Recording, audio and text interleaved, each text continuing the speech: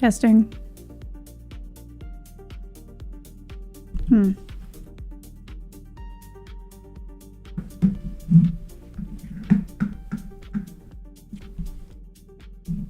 Gosh, I need to work on a noise gate.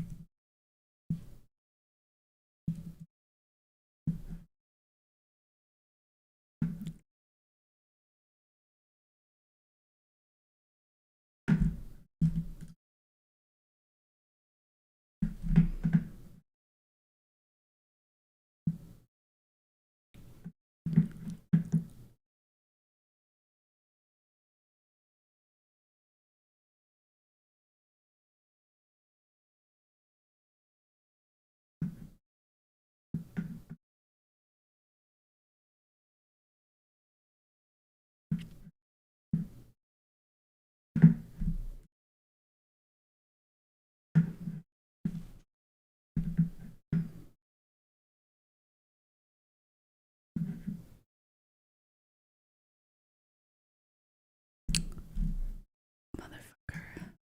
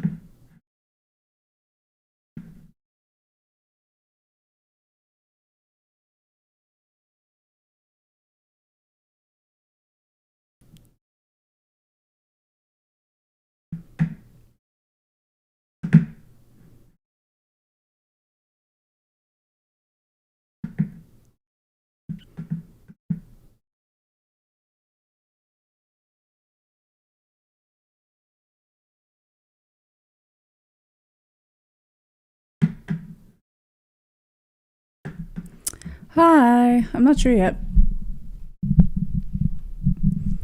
I have a couple options. There's a couple of audits. There was an Apple post recently that I kind of want to go through. It's on paper. There are a couple of papers that I've had on my reading list for a while.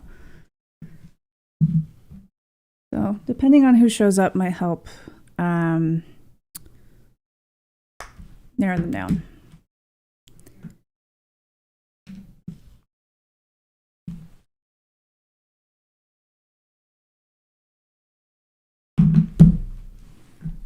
I guess you can't see this. There we go.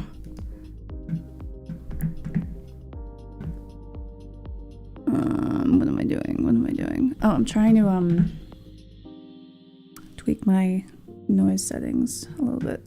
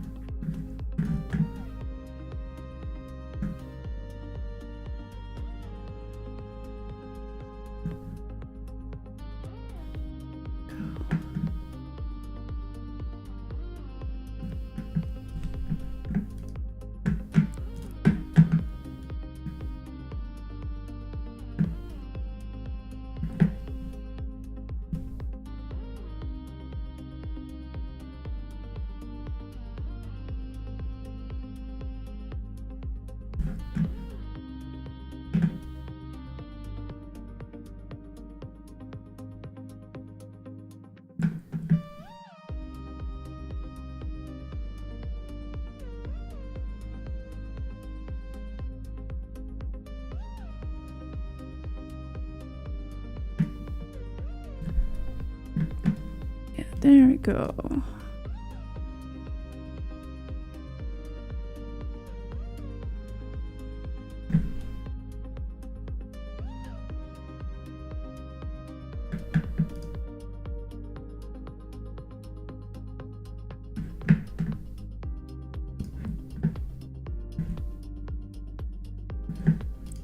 Okay, don't need that.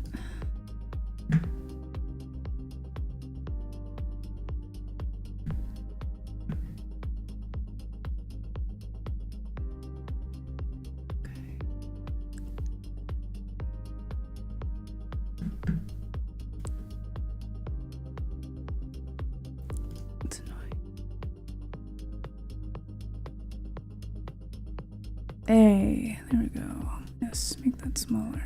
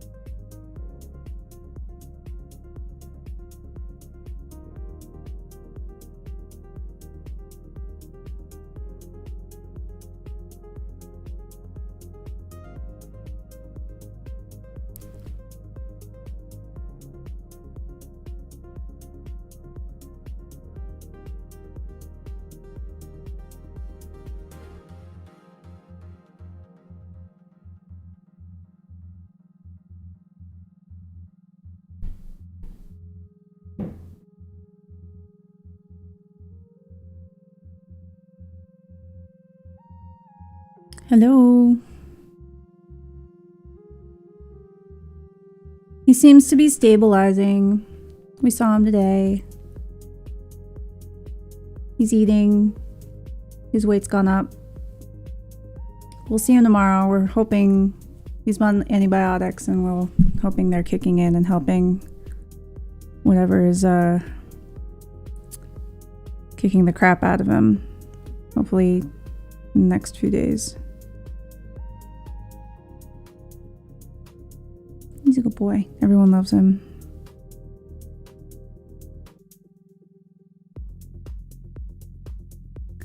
I still haven't gotten my like accessory camera because we have another dog over here being very cute.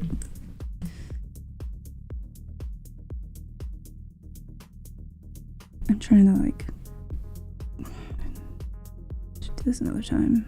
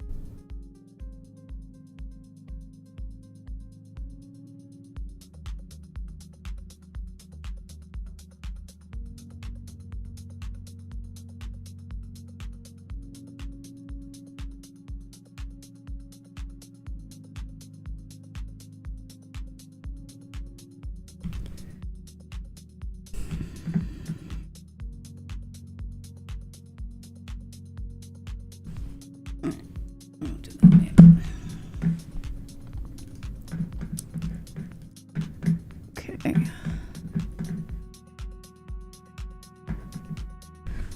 I have a list and I don't know where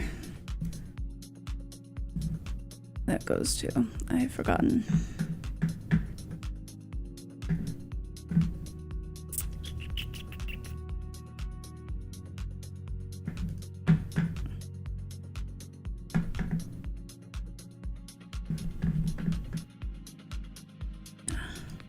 That's what I need. No, that's not what I need either.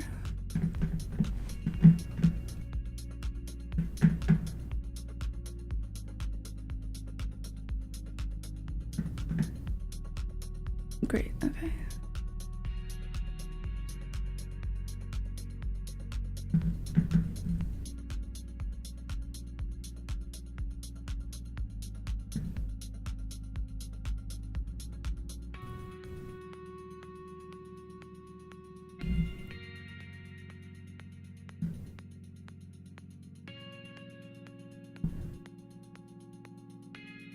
Sure. Cool.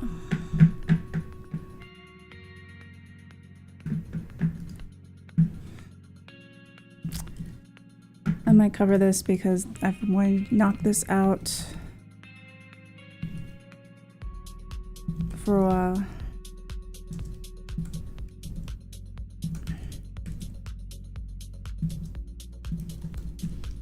Yeah. In real world communication systems.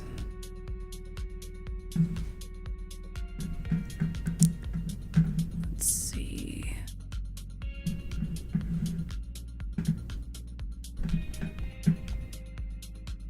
That's wrong.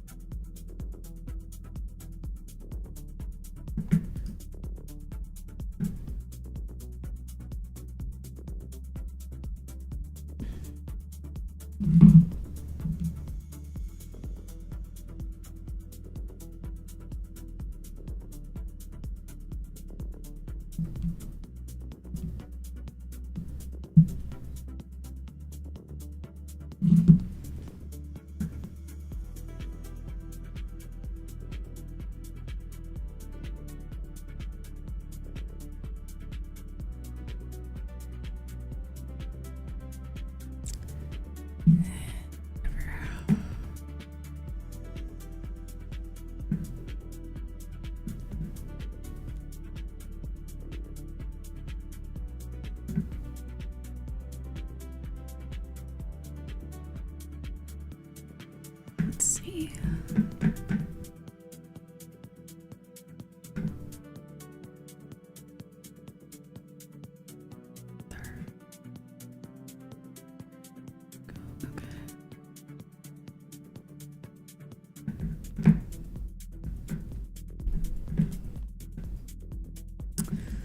Okay.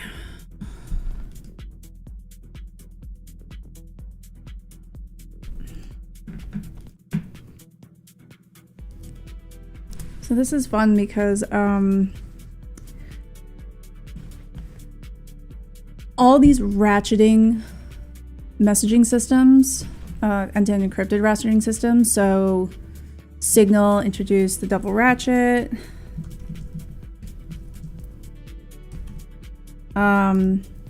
PQC iMessage just introduced the double ratchet. Or just introduced ratcheting. And then WhatsApp, of course, uses the Signal protocol as well, so they also use the double ratchet.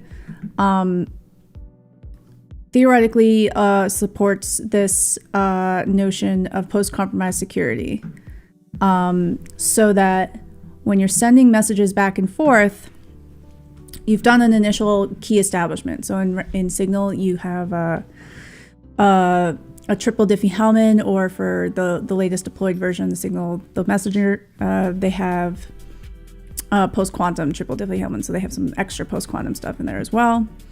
And so that gives you this root key. And then when you are sending messages back and forth, each one of these, each message sends a new Diffie-Hellman. Not each one, but each kind of ping pong. Each side will send a new Diffie-Hellman ephemeral key share. So, and then they compute this new Diffie-Hellman shared secret, and they're deriving the shared secret. Yeah, ratchet trees. They're deriving the actual message encryption keys, symmetric encryption keys from that. And then if you are sending messages, say for, this is kind of the golden case where did I originally go here? Where I'll send one, so I do another Diffie-Hellman, and then Bob responds, and Bob will also do a Diffie-Hellman. So new shared secret, okay, next message where Bob responds, new shared secret, new, and they chain down. So it's like you do a new Diffie-Hellman with the old one that you had, but also you're kind of including the chained data from before into your KDF as well. So it's all kind of linked together in history. But the idea is that if you get compromised, if one of these devices gets compromised at a certain point in time, you throw state away. Say Bob's phone gets compromised and he's able to just blow it away, get a new phone or something like that, and re-enroll and say, hey, this is Bob, or whatever, or at least not really re-enroll, but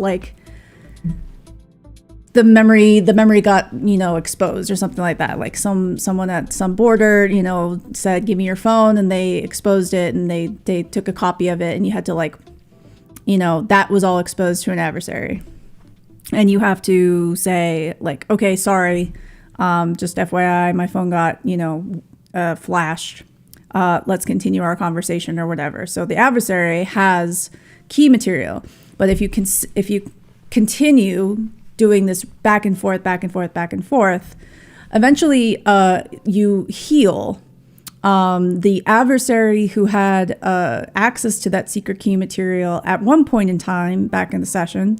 It no longer matters anymore because you computed new key material and you continued the chain. So that now if they kind of like showed up to the session and they looked at all the public information of the session, the fact that they had secret information from one point in time in the past in the session doesn't help them in the current state of the session, because it's, quote, healed itself. And this is the kind of post-compromise security property that the sort of ratcheting design supposedly gives us. And then, I don't know, yeah, this is probably the good one. Just to, draw the rest of the owl, if I'm sending messages to Bob and Bob hasn't replied yet, I just keep ratcheting my side. This is the symmetric side of the double ratchet. The other side, the asymmetric side, is doing those new Diffie-Hellmans back and forth. It's called double ratchet for a reason. That's one part of the double, and this is the other part of the double. You will just kind of keep generating chains of symmetric keys from the last Diffie-Hellman you generated and did with Bob, and some new randomness that you all shove together into a KDF and generate more keys and more keys and more keys and more keys until you get a response from the other person, and then you do a new Diffie-Hellman and you start a new one of these, basically. So that's the double ratchet.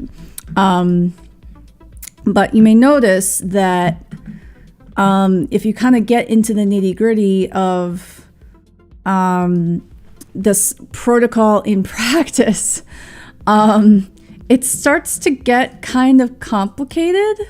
Like, you're managing lots of trees and lots of like branches of ratcheting and things like that, and lots of like series of keys and things like that. And okay, there's a sending side and then there's a receiving side, and these are all diagrams that are from the Signal actual website. So this is not just someone making some random crap up. So that's kind of the context of the theoretical nice properties of ratcheting. It's not just that. So you may have also heard of forward security. So forward security is a property that kind of comes out of almost any ephemeral session key agreement. So for example, we get nice forward security in most common deployments of TLS 1.3, because most deployments of TLS 1.3 are using an ephemeral key exchange every time that you set up a connection, unless you're restarting a connection or doing session resumption or something like that. You are doing a fresh Diffie-Hellman, or nowadays a fresh post-quantum Cam plus Diffie-Hellman, every time. So if that connection that you have made in TLS gets compromised, none of the ones in the past get compromised, and theoretically, none of the ones in the future get compromised, as long as they are also independent. But we definitely aren't compromising anything in the past. We can't really say anything guaranteed about the future, because that's a whole different session. We do a whole fresh key agreement. We're not saying, we're not doing anything fresh. We can't say anything definite about all those sessions, because those are independent from us. We're talking about our session, our secure channel that we are establishing here. But we can say that that ephemeral channel is completely distinct from all the previous ones. So it's kind of like this backwards name, and people kind of have come around to like not liking the name forward security, but everything in the past, if it was secure, stays secure.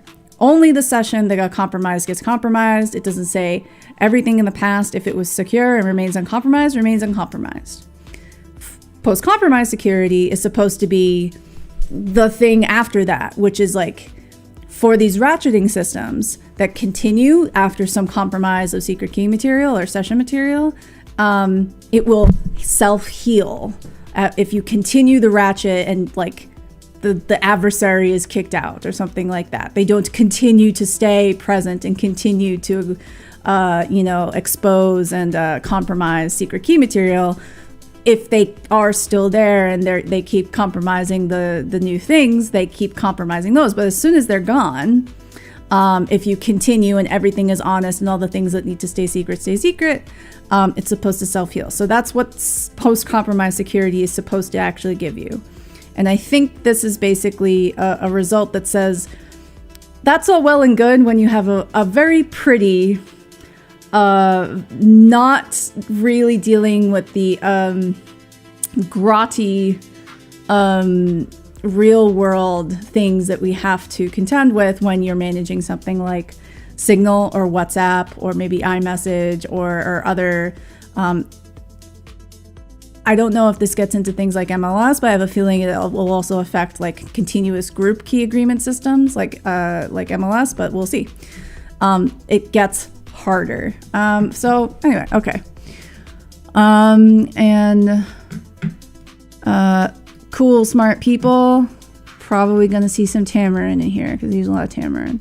Okay, iMessage, WhatsApp, Signal, blah, blah, blah, blah, sonic security properties. Continuously merging fresh secrets into key materials used to encrypt messages during communications.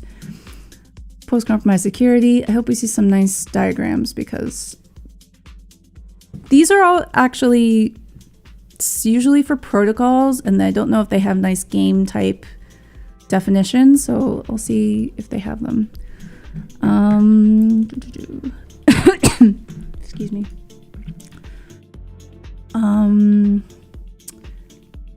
Ability to provide communication security even if the full state of the party was compromised sometime in the past. Yes. In the past. Yes. Yes. Yes. However, recent work has shown these proofs cannot be transferred to the end user level because of usability concerns. Yeah, this has raised the question of whether end users can actually obtain post-compromise security or not, under which conditions. I don't remember what this is referring to, but it's definitely, I think there might have been a presentation at Real World Crypto that was basically like, we have to keep having these like,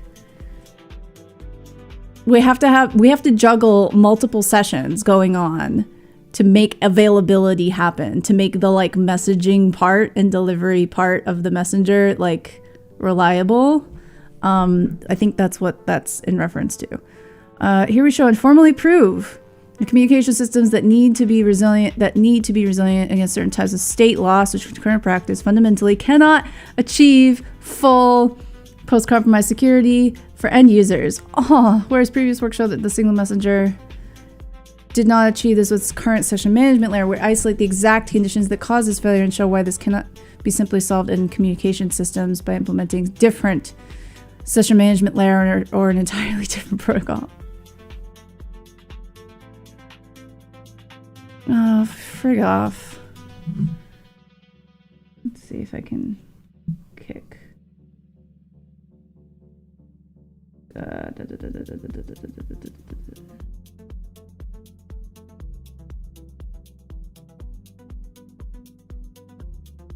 No, I wanna.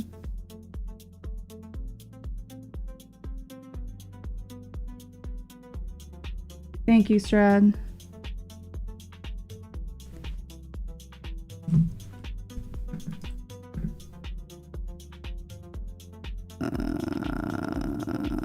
Okay, let's see if that can get kicked off at some point. Okay. Moreover, we clarify the trade-off of the maximum number of sessions between two users, 40 in Signal, in terms of failure resistance versus security. Okay.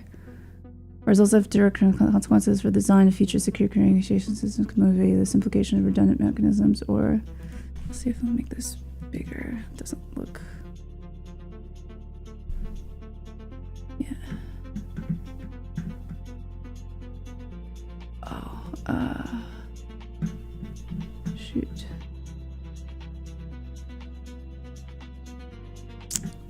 How do I do this?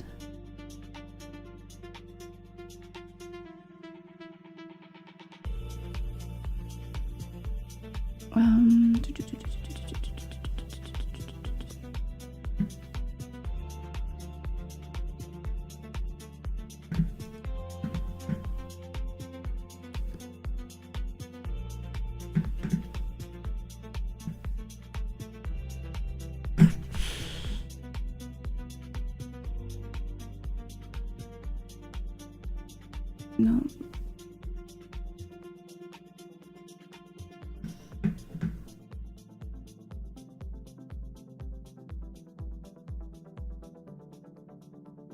I don't know how to refresh that. Oh well.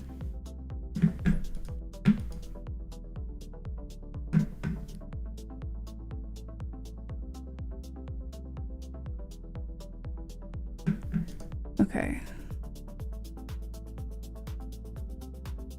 Okay. No, this is too large for me.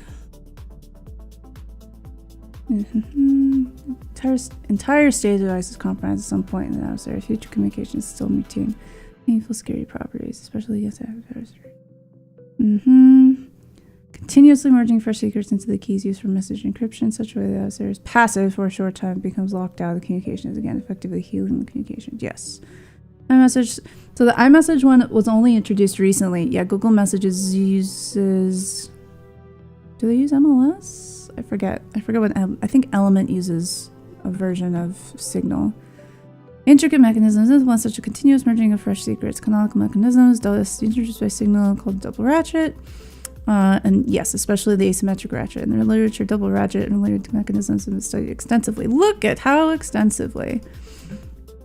The majority of these works prove for some protocol that if a healing step occurs after a compromise, a key refresh where the adversary is temporarily passive, then security is recovered, thus satisfying PCS. Sure. Okay. A recent work showed this guarantees not necessarily lift to the application level. For example, for the Signal Messenger, underlying double ratchet can be proven to provide both PCS. However, end users do not obtain similar PCS guarantee because there's a mismatch between a single stream of messages that users see and the set of up to 40 double ratchet sessions that underlies this stream. Yep. In reality, Signal Messenger allows any adversary that has long-term secrets of A to start a new double ratchet session with B, even if A and B previously healed all their ongoing sessions, right? Well, that's new. Yeah, that's new. Okay. When users perspective, this means that your single stream of messages can never heal, and thus they do not obtain PCS. Okay, this is smushing. This is smushing the abstractions, in my opinion. User level PCS guarantee was coined Okay, alright. This is not... Oh, no, go back. Don't lose my place. Oh, fucking...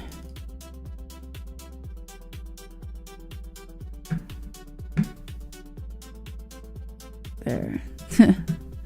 From ourselves.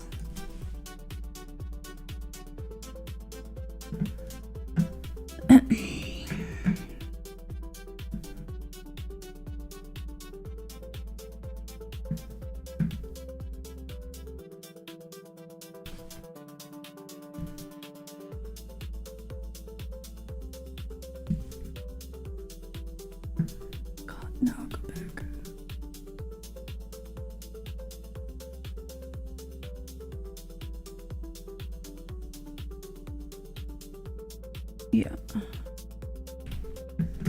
Based.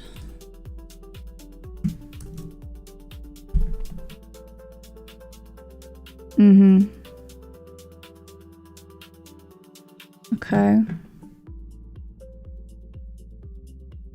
Okay. The app user cannot observe post-compromise security per session. Messaging apps invisibly merge different sessions of the same peer into a single displayed conversation.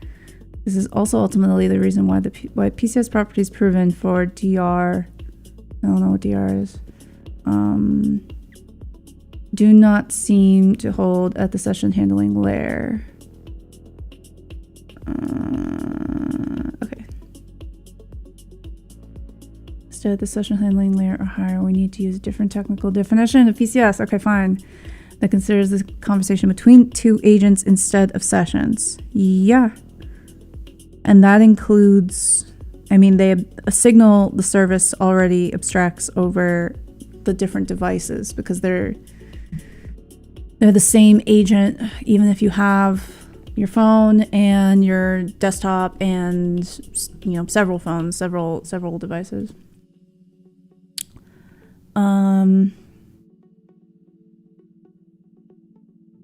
Okay. Invisibly merge into a single conversation. All of our experiments, classical per session PCS holds, yes. But the intuitive notion of PCS over the full conversation shown to the user at the higher level does not. To express this new goal, we drop the session eventifier from the send and heal event. Yeah, okay.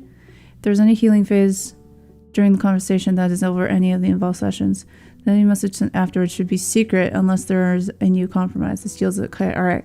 So this is like symbolic properties in Tamarin of like, if like this must hold for all agents and for all communications based on them, that, you know, you send and you heal, and if there exists a compromise between A and B at, I think it's time. What's L? I don't know what L is. And K is less than L. Okay. Or there exists a compromise between B and A, blah, blah, blah, blah. Yes. Well, at first glance, this property may seem simpler than the session-based property. Its proof obligation is in fact more complex because sending and healing are no longer bound to the same session. This property depends on the scope of healing in relation to messages sent in any session of the sender. Okay. As we'll see later, a proof of conversation-based PCS requires us to first prove that session-based PCS holds. Yes. What's the other one? Session-based PCS. Okay. Okay. They also touch on forward secrecy. Cool.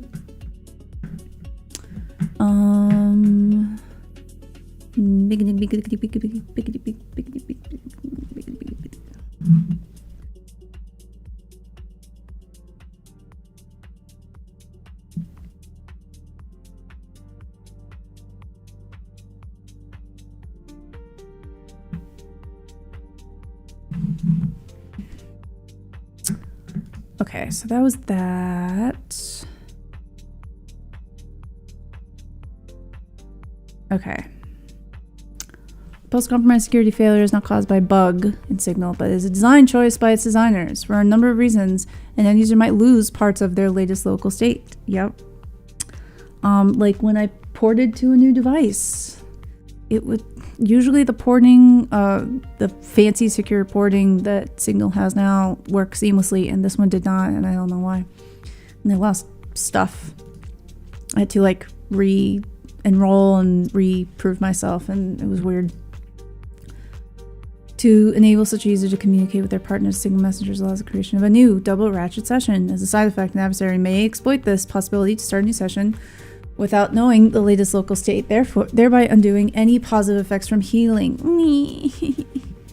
Okay, this leads to the following open question. Can real-world communication systems actually achieve the full conversation post-compromise security, or is this fundamentally impossible, and if so, for what reasons? Okay.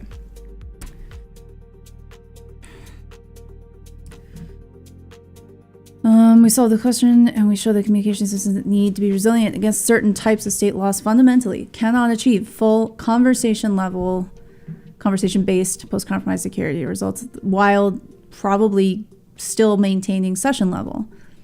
Our results imply that real-world messages like Signal and others which are deployed on hardware platforms or memory might be slightly unreliable due to bit flips. Yeah, abolish the state. I mean, I think a lot of us, it would make a lot of software and security and privacy things easier, but given the fact that Signal the Messenger just announced secure backups for indefinite history of chats, it seems like this is like a losing cause.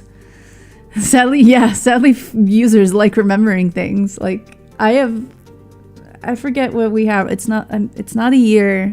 I have session retention for like 4 weeks. And like people will be in my group chats and be like, where's that thing that we were talking about recently? And it's like, if it was over 4 weeks ago, it's gone, baby. You should have downloaded it. That's what I do. And even I, like, will sometimes be like, hey, where was that thing? And it's like, oh, it's already gone. Whoops. It's hard. Okay. Hi, Breathy Girl. Yes, actually. That is like 90% of the stuff I download out of Signal is different pictures being shared by different people of different corgis. Oh, I'm sorry. I can't move my camera, but there was a very cute corgi over here, and there was also a very cute corgi over here, and I didn't know he was there. He's a good boy. Oh, I'm sorry. I'm sorry. I'm just trying to pet you. I'm sorry. Oh, good boy. Yeah! Very good. Maybe one day I'll have the extra camera I can plug into the thing. I haven't figured out how to do that yet. Or it's easy to figure out. I just haven't done it yet. Okay. Unreliable memory, bit flips, whatever. Operating level system backups might be used. Can hope to achieve full PCS guarantees. Operating system level backups of in-memory state? Like Time Machine? Does that do volatile memory backups? I don't know how Time Machine works. However, this does not mean that we can't do better in practice, as already typo shown. The signal messenger could obtain better guarantees after compromise, slightly modifying a session management layer, which determines when and how different, possibly concurrent double-directed sessions are initiated between two parties. In this work, we go beyond several parts of the design space for general communication systems that aim for PCS-like guarantees. Okay. We can show which session management policies do not contribute to better PCS guarantees, and which session handling policy offers stronger PCS guarantees than currently deployed protocols. Moreover, we must fix the maximum number of concurrent sessions in such protocols enable protocols to make informed choices. Okay, cool. Show and formally prove in symbolic setting. I'm assuming that full PCS for an end user is fundamentally unachievable, and conversation-based PCS for an end user is fundamentally unachievable, and communication sessions need to be resilient against certain forms of state loss, which include all real-world messaging apps. We'll see.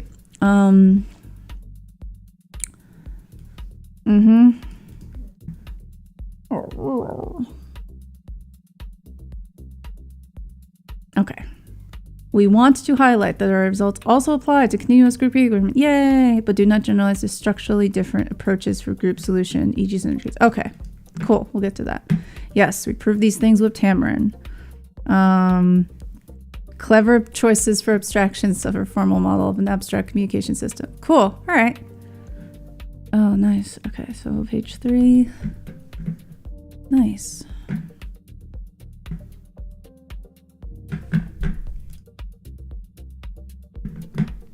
Cool. I wonder how large this is.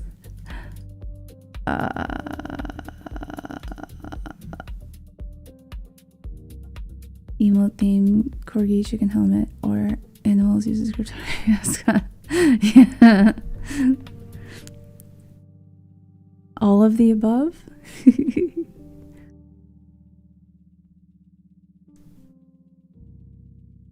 I've uploaded multiple React emojis to multiple Slacks for several of my corgis. Aww.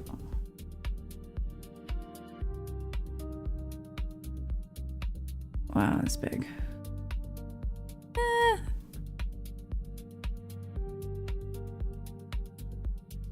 Statements, okay. Open lemmas, okay, tactics. Sanity lemmas.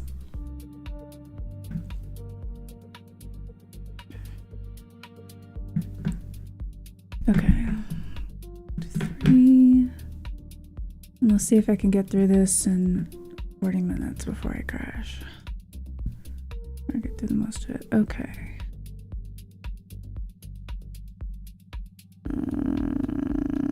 Here we go. Okay. Okay. Yeah. Healing. Fix that. Okay. Initially defined in 2 versions with differ in the capabilities the attacker has. Me nugget.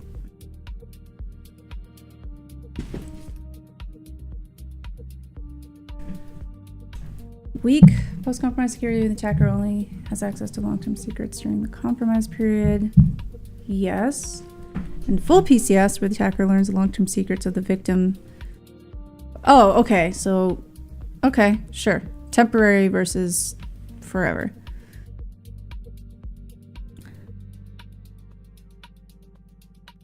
Okay, session level PCS. Message exchange in the session are secure. After the session, secrets are compromised. And conversation level PCS, yes, which you did. Messages exchanged in any session of the conversation are secure after a single session. Ah. Huh.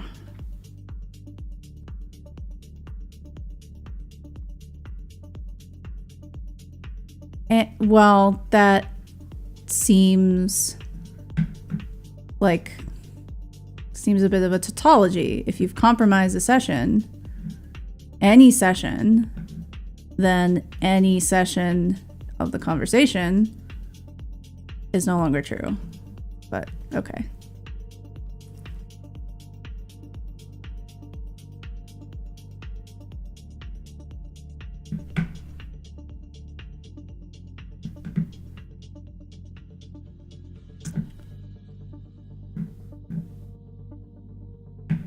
Let's see.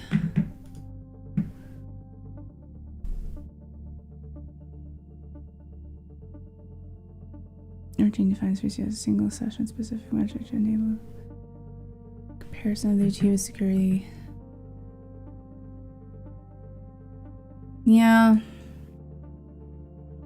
And yet we still seem to love this ratcheting, right?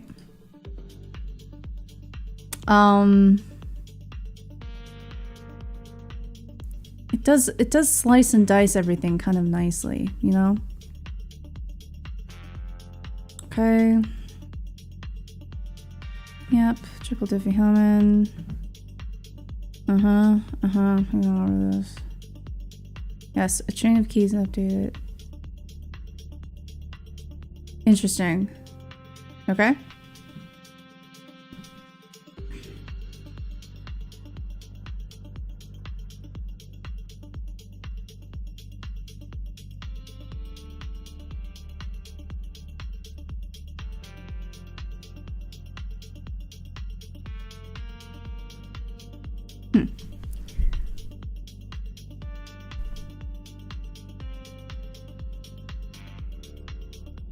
Do we have any nicely defined security properties besides forward secrecy? Well, you get forward secrecy, I guess, in the session, even though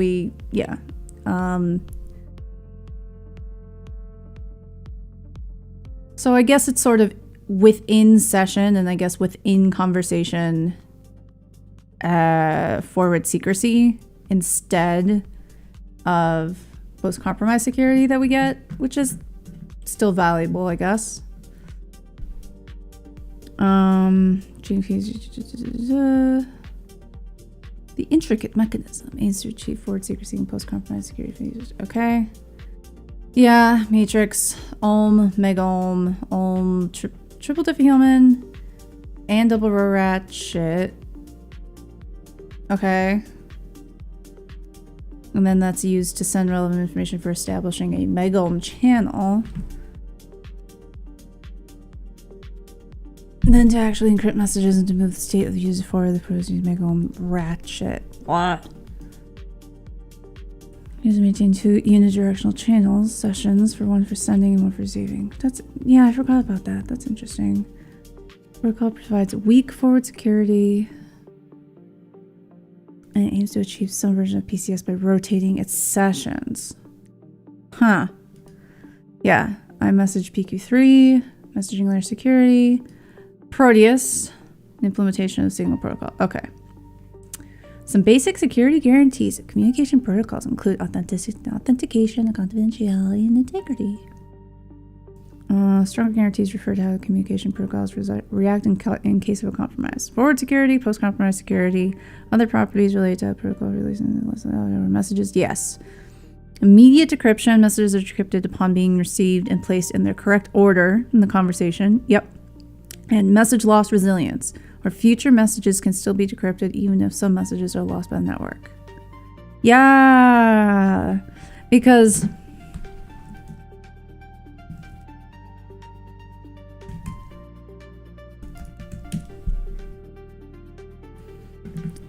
So, like, if you look at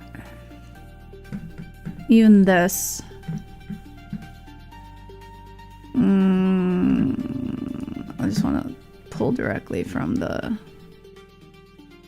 here. This is like straight up asymmetric double ratchet. So if you're looking at this like as just like, this is a message, this is a message, this is a message.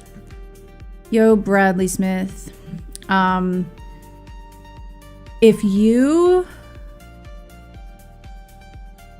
lose one of these, like one of these Diffie-Hellman, how do you decrypt future things? Are you fucked?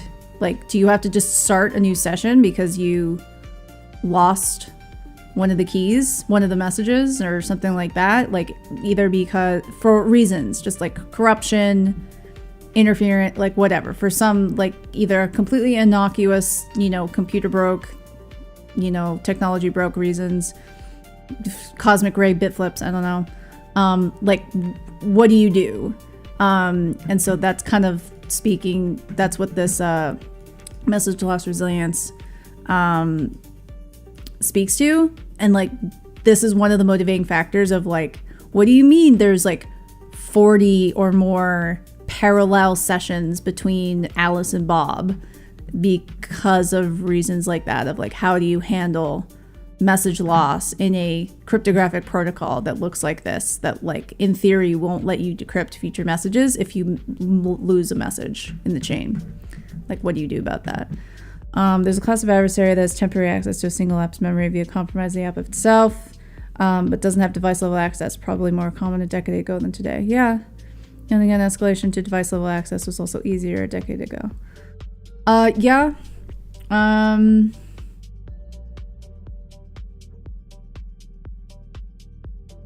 Yeah.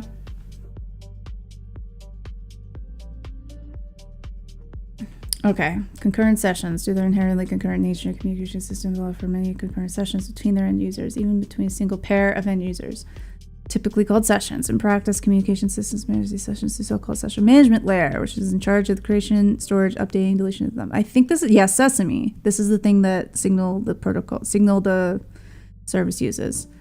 Deployed for the Signal app. In Sesame, each user maintains information about potential communication partners in the user records and their linked devices and the device records of their local database. For each one of the device records, I think that might be TR from the previous paper. Sesame stores a list of sessions shared between the local service and the partner's device. This list contains one active session, and the remaining sessions are marked inactive. Okay. I like read all the Sesame stuff and I still was like a little bit confused, so maybe this paper will like help boil it down and clarify it for me. Main idea is the two devices always communicate using the active session, and when a message is received from an inactive one, the latter is promoted to being the current active session. Oh man. This is so like tofu-y, you know? Except it's not tofu-y, it's like you're tofuing each time. You keep just sort of like trusting that whichever, I mean, you've done so much work to set them up, so you can kind of trust them, but receiving out-of-order messages makes the party switch communication to the old session in which the message originated in order to decrypt it. Formal analysis of the management layer paired with the Signal protocol and experiments with the deployed system Signal app showed that PCS is violated in the setting. Yes, so that was the previous work. Similar work showed that the session management layer is a wire called Proteus Dialog, which resembles Sesame, also suffers from the same vulnerabilities discovered in Signal. Yeah, so that's ideal execution. Okay. Resilient! Oh, we love resiliency, folks. Okay, trade-off, resilient communication protocols that abstractly models any two-party protocol that interacts with an unreliable environment. We call different levels of PCS properties and users and their models which they should hold. Okay. Abstract class of protocols and draw reason in this abstract class of protocols and draw our main conclusion. For any protocol within this class, i.e. deployed and resilient against real-world failures, the highest level of PCS is fundamentally unachievable, which I assume is for all sessions of, you know, a user with an agent with another agent, a conversation level. Provide an intuition though through informal arguments and examples why our results hold. Before setting out to formally prove them, session 4 second conclusion is a positive. Second conclusion and a positive result. Resilient messaging protocols can achieve a stronger PCS guarantee for the end user than was currently achieved in practice. Neat. Okay. Okay. Some abstractions and stuff like that. Two end users A and B, which will communicate with each other in a communication protocol that aims to provide PCS. Each end user is a single device or client they use to communicate. Single? Okay, fine, whatever. For simplicity, we also refer to the devices A and B. In order to bootstrap end-to-end communication, each end user is like I have 3 computers that all equally represent me right here. 4 actually. I don't know if that works. 3, at least 3. But okay, this is an abstract model. To bootstrap, each user needs a public identifier, and practice is typically implemented as long-term private-public key pair, which is based on 25519. Potentially with certificate to depending on the system used. However, to be general as possible, assume a specific implementation of the identity, but instead 3. Yeah. 3 is not 1. just. I mean, I forget how Signal actually does this, so it might just like abstract this bag of devices as, you know, one user. I don't think they have different keys. I think they have the same keys, which is, you know, but yeah, anyway. Refer to the persistent identity as the end user's static state, okay? We assume the static state is not updated, and okay, so in this abstraction, resetting your identity, we're not considering that. Multiple devices, abstract as one user, not considering that. We're considering the simple case of one device, one user, no shenanigans of like, oops, I like wiped my device or I had to reinstall Signal or anything like that. Okay. Sure, fine. It's fine. Like you have to start with the simple case. And 2 end users authenticate with each other, drive secrets to encrypt messages end to end. These secrets are often instantiated as symmetric keys, but could also be in agreement with ephemeral asymmetric keys. Modern communication protocols aim to address all messages in the same initial secret. Yes, in particular, to perceive post-confidential security secrets. New involved, new entropy. Miss the updates. Yes. Attacker can be locked out in communication with the updates. We define dynamic state of A and B respectively. Conditional state that changes as messages are exchanged. And the secrets to encrypt and decrypt messages in A and B. Okay. As the name suggests, dynamic state is updated for communication. Involved in dynamic state. Asynchronously, as the messages are exchanged, you should be able to agree on the dynamic state. A state to send, be able to involve the state once you receive. Yeah. The linear view of messages exchanged between the users is defined as a conversation. At any point in time, the conversation state contains a snapshot of the underlying dynamic states in this linear view. A communication protocol might have to maintain several concurrent dynamic states, as we later see, but for now it only contains a single one. Okay. Ideal execution. To note the execution of communication systems and absence of failures. Can update their state and maintain it synchronized with their partners. We illustrated in the figure 1. You always saw that. We provide examples from real world how to instantiate. Okay. Identity key pair. User's identity key pair and the device's identity key pair. What?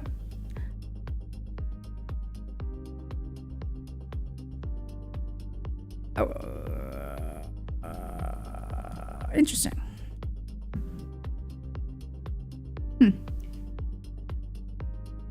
The dynamic state is the state of the session. Execution of triple diffie Hellman. Subsequent update the state using double ratchet. It messages the dot matrix. Sure. An iMessage static state includes long-term identity key pair. Dynamic state keeps track of PQ protocols. Okay, great. How is that? That must be synced. That must be synced with iCloud or some crap like that, right? I mean, they have some... Apple devices have shit burned in. Some sort of per device secret stuff, but the identity, that must be synced by encrypted iCloud keychain storage or whatever. Is that you? Is that...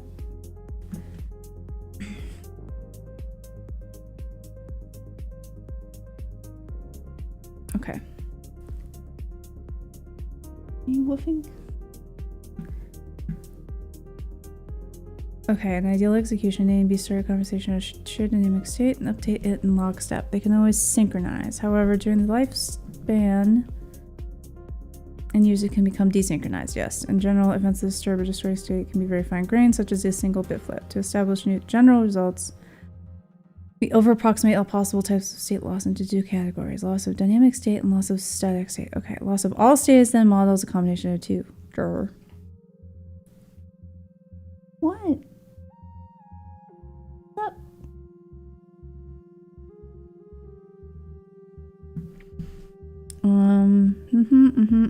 Dynamic. Then user loses all values generated and stored in dynamic state. User can lose part. Well, the worst case scenario. All stored secrets are no longer accessible in local memory. Okay. Okay, sure. Restore backup failure.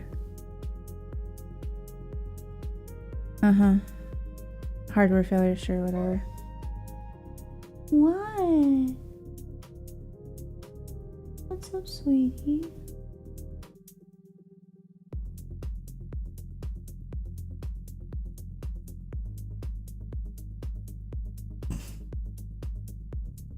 I don't know, if she's hungry, they need to go out. Okay, static loss.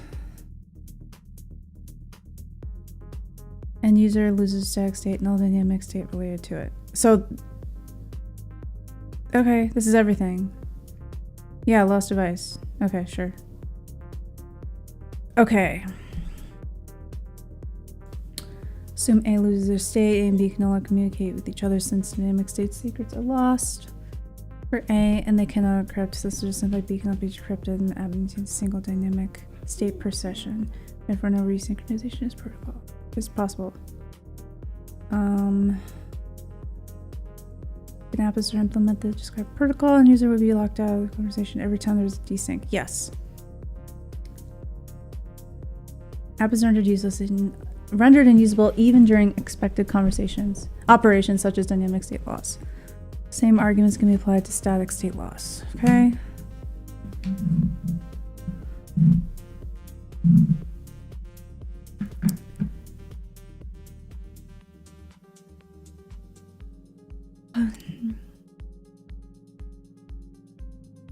Should be resilient.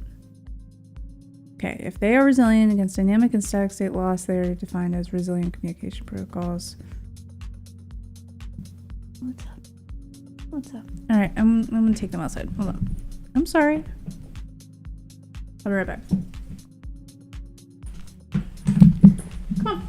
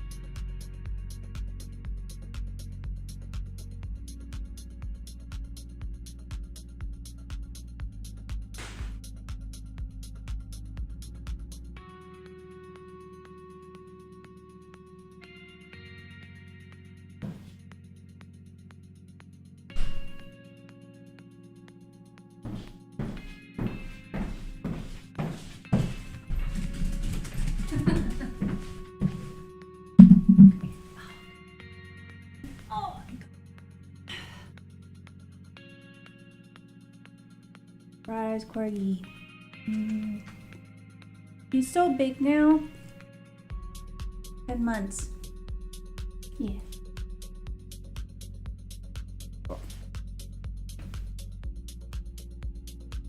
Oh, no. Oh, he can't be seen. Where, Nuggy Bug? Come here. I need a separate camera for Corgi Cam. Oh, you're so big. Oh. This is Nugget. He's my dog-in-law. He's my in-law's Corgi. He's hanging out with us while they were away. Yeah. Okay. He's the biggest one. I think he's 34 pounds now. Yeah. Yeah, I know. I know. I know. I know. Arr, arr, arr. Can you hear her?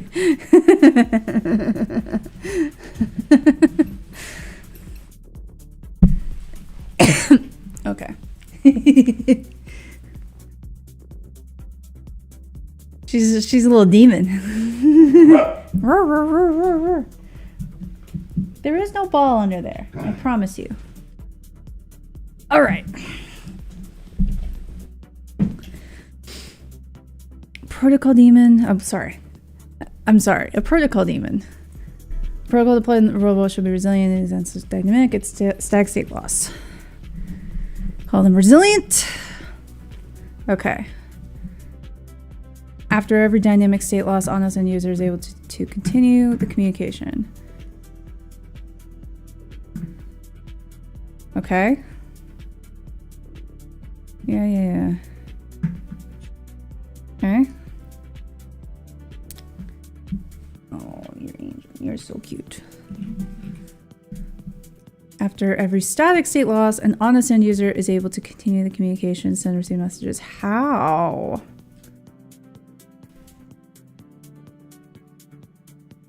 I mean, I guess the first possible resolution is you regenerate your ID key material and you start fresh and you're just like, hi, it's me.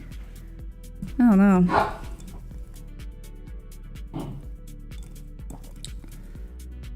Once an user loses their dynamic state, the only way to resynchronize with their partner is to go back to a common point they both agree on. Static state.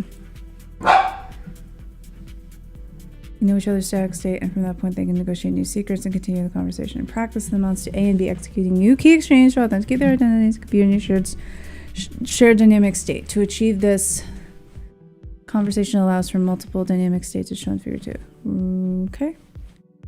In a conversation, A and B have one or more multiple running different dynamic states at the same time and overall. Multiple during the lifetime of that conversation.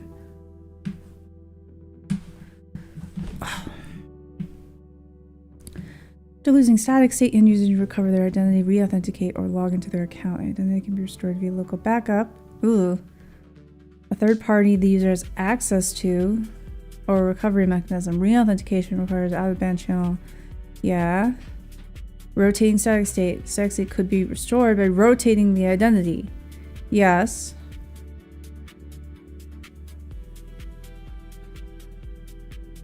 Okay. Once the static state is no longer static, it would be considered part of the dynamic state. New secret becomes static state of the end user. As a result, all of our statements about the static and dynamic states would simply shift to different instantiations, i.e. the problem of losing and recovering state would manifest itself in another layer of secrets. We fix the static state to be unique identity of the end user, which is recoverable.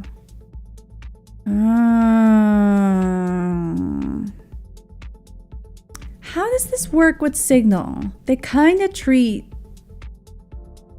control over your phone number as like the final root of are you who you say you are. And like you may regenerate key material on the new phone. If you literally have a brand new phone, you don't try to migrate. And and you put the, you know, you have the new phone or the, you know, the SIM or the eSIM or whatever for your phone number that's registered with Signal already. And then you say, this is my new phone. I'm setting up Signal.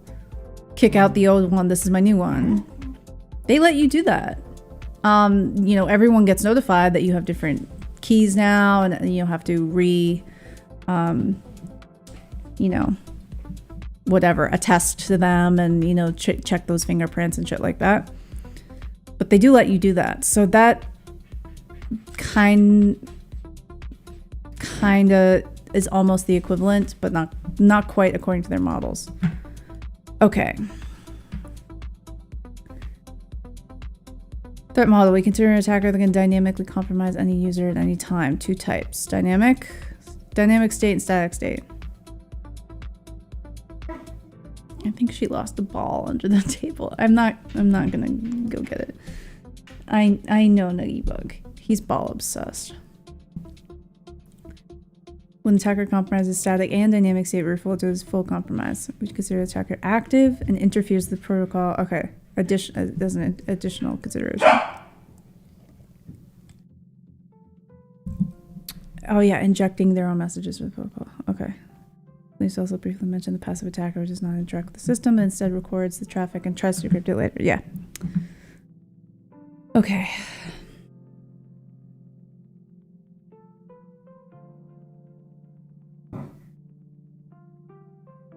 Pin altered this a bit, I think. Okay. But isn't that still... It just makes it harder to just randomly port the number and like take control of the number. It didn't do kind of ID key material backup or anything like that, I don't think. What are you doing? Hey. Come on.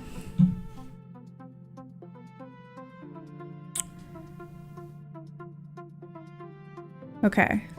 Post-compromise secure variant, which is taken from secure messaging space. Messengers being an instantiation of community, blah, blah, blah, blah, blah. To achieve PCS against passive eavesdropper. Okay. Session PCS, passive attacker. Security of session is restored after healing, even when the passive attacker compromises dynamic state, right? Okay. Session PCS, full compromise. Security of the session is restored after healing, even when the active attacker compromises static and dynamic state. Okay.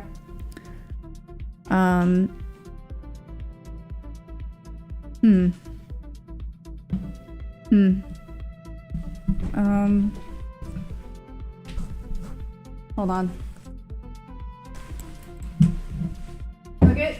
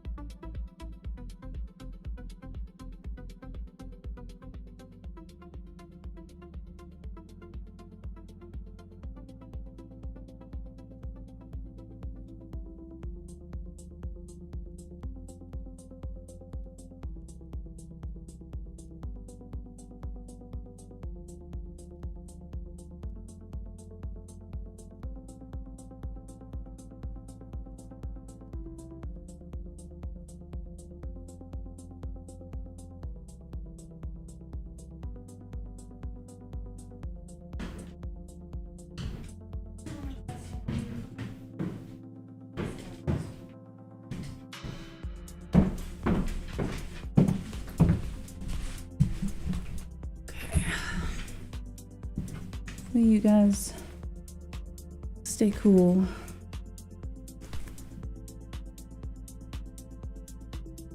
Okay.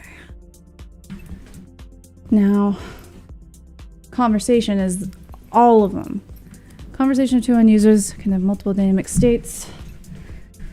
Conversation level variant. Okay, yes. Security conversation is restored after healing, even when the attacker compromises dynamic state. That's all the sessions between A and B. Conversation level area PCS and strong from literature. Dynamic state of compromise, full PCS achieved at the end user level. Guarantees the healing event can lock the attacker out of the entire conversation of the end users. Okay. Yep. Okay. First main result. Capture trade-off between resilience and security requirements. Resilient communication protocol can achieve conversation PCS against a full compromise. Okay. Resilient protocol tolerates dynamic state loss by allowing users to continue the protocol purely based on static state. Yes. Since it's exactly the state compromise in full, attacker can continue communicating by creating a new dynamic state with the same partner. With the partner. Yes. Protocol tolerates static state loss by allowing user to recover the same static state. Okay, from a backup. Making problem persist across static state recovery. Yes. Protocol has no truly static state. For example, because it also rotates long-term keys, it cannot be resilient because after losing dynamic state, it has no shared state to bootstrap from. Yes. Okay. Our second main result is a positive result. A resilient communication protocol can achieve conversation PCS against a dynamic state compromise. Yeah, I feel like... Okay, sure, fine. Intuition is that this resilient protocol allows the users to create new dynamic states because it tolerates dynamic state loss. Yes. Can we manage such that state updates ensure that previous dynamic states are deprecated? Interesting. Okay. How do you do that securely? I guess we'll get into it. If you enable signal pin, you can also choose to enable registration lock, causing a 7-day inactivity timer before you can use the existing number on your device. Okay, yeah. The protocol can clean the system from a compromised state and thereby remove the attacker. Thus, if healing occurs after a compromise, the attacker cannot return the protocol because they do not know either the static state or the current dynamic state. But how do you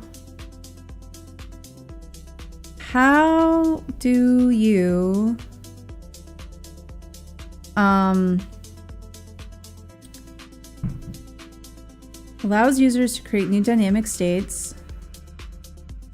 How do you make sure that the adversary isn't the one that's doing that? You know?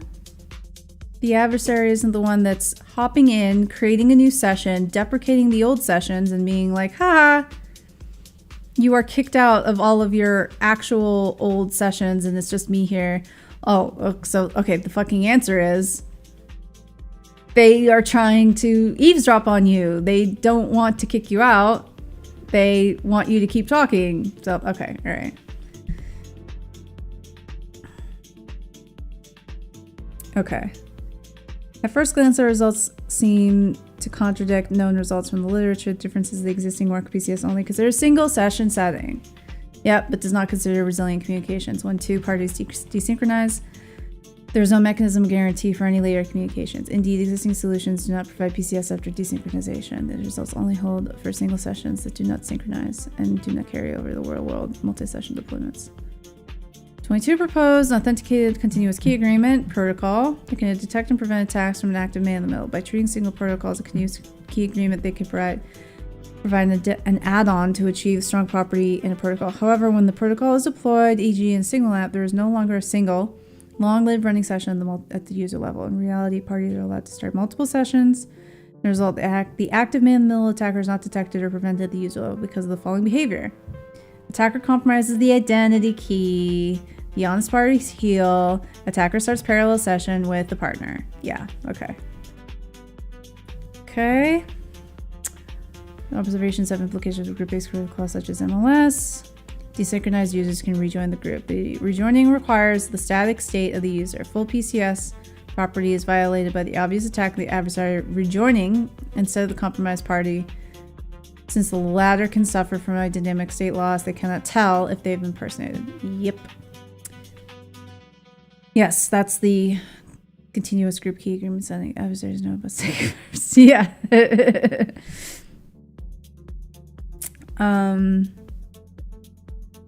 They apply impossibly for CGKA with arbitrary group size. It's already impossible to achieve PCS for groups of size 2. Yeah, it's also impossible for larger groups. Okay. Additionally, our second main result that two-party applications can achieve a stronger PCS property applies to most signal groups. Is they're implemented, yeah, they're all peer-to-peer up to like 1,000, 1024, something like that. However, structural approaches for group solutions send your keys, which are substantially different from CGKA. Each require independent analysis and each work. Okay, sure, fine.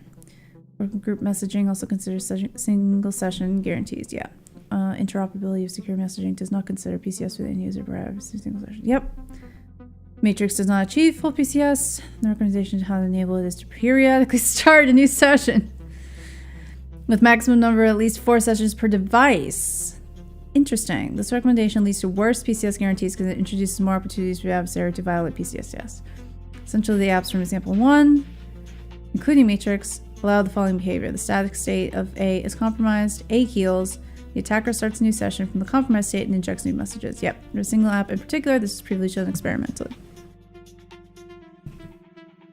Hi.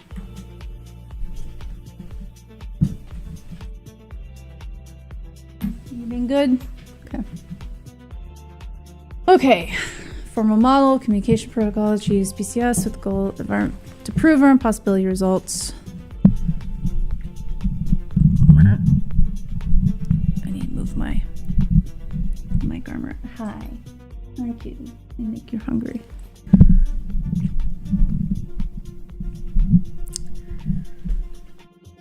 We do not reason about specific instantiation or implementation of such a protocol. We create an abstract model as such a reason that any instantiation fits in the design space. Okay.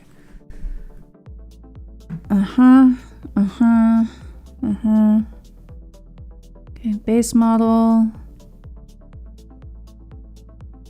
Ideal executions of the base model. Dynamic state loss, static state loss.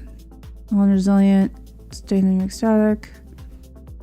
Okay. I'm probably not going to go into the nitty-gritty of these. Just get the gist. Oh, it's already midnight. Okay. Resilient and resilient dynamic, resilient static. Dynamic enable multi-dynamic states, allows users to continue communication with another dynamic state, and resilient static enable multi-dynamic states and static recovery mechanism. Okay.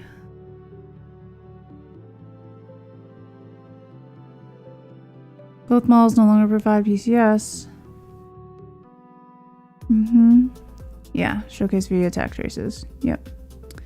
Attack traces is basically the Tamarin equivalent of like, we found a series of steps and we found a series of interactions that still obey all of the, you know, constraints that you've set upon it.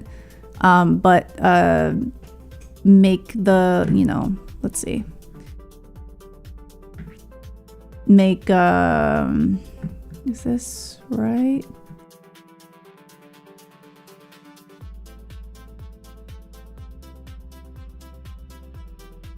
Let's see.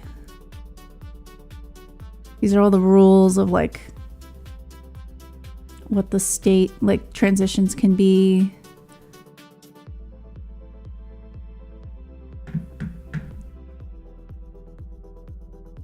Yeah, so that's the model. No. Yeah, and then I think it's like, okay. Proof, dynamic state, sender, asender.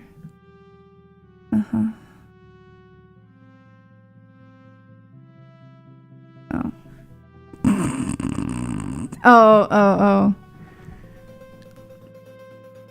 Yeah. Fuck it. We're doing 5 blades. I think these are, yeah, so like these are all the rules. Gosh, can you, this is so huge. And then these are the actual traces, I think. Yeah. That got spat out by Tamarin, trying to make the rules work, trying to solve. Woof.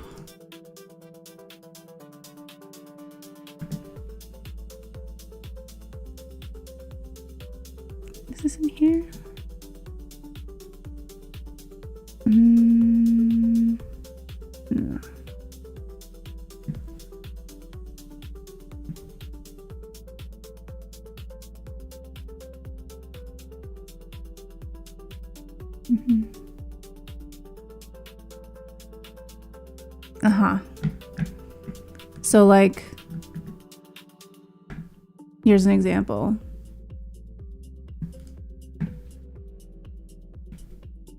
Are they able to like find an example that satisfies this lemma? That's them finding a trait. Like they run it and they run it and they run it and they try to find an example where that lemma is satisfied. They found an attack. Something like that. Okay. All right. Resilient static model to show through attackers of different classes of policies that enable and manage the multi-dynamic states. States fail to recover conversation. BCS. Okay. All right. So different policies in resilient static. No policy. Attacker can compromise old sessions to inject messages and start new sessions. That sucks. Sequential sessions to mitigate first attack. Creating a new session now deprecates the previous session. Yes. Making sessions sequential. Okay. Deprecated sessions are still kept around to receive messages. So that's kind of what Signal does, but that's not all that Signal does. Token passing between sessions. To following logic 16, how PCS can be achieved. Active session now passes a token to the next active session when it gets deprecated. How does that help? This is done to create a chain where missed updates remove the attacker from the chain. Yes, this policy introduces a new point of failure. The active session containing the token is lost. Aha, the user is locked out of any further communication. Okay. As a result, the protocol is no longer resilient against dynamic state loss. Yes, okay. Third party providing token to improve on the shortcomings of storing the token locally. The protocol can store with a trusted third party. Ugh. Does not lose state, making the class of protocols resilient and stack state loss. Ugh. During protocol execution. I mean, maybe. I feel like Apple and iMessage could utilize that very nicely because they just like shove everything into end-to-end encrypted iCloud keychain or something like that. But like, that's because they have trust in being able to access based on other things in their ecosystem. It's not built into like it's not built into iMessage itself, you know, it's built into roots of trust and devices and all that kind of crap. During execution, users can query the trusted third party with information stored in their status state necessary. Okay. All right, Tamarin, open source symbolic analysis tool, large group of protocols, generic unbounded concurrent system. Do not make use of equational theories to model cryptographic properties, or if it's inbuilt, all of YAL adversary. Provide low, high level, blah, blah, blah, blah, blah. Okay. Implement the tools model using Tamarin specific language based on multi-set rewriting. Facts. Defines rules just to define state transitions. Left, right. Several logged action. Rules can be used to create a threat model by modeling compromise of the party of the attacker, executing protocol steps. Okay. To prove a property, Tamarin negates it and tries to turn the counterexample into a valid trace of the protocol by reasoning backwards, using the user-defined protocol rules and inbuilt rules for message deduction. If this backwards reasoning fails in all cases, Tamarin concludes that there exists no counterexample and the property is proven. If a counterexample can be constructed, Tamarin will output the attack trace. Yeah, okay. So so is that how they do the compromise thing? So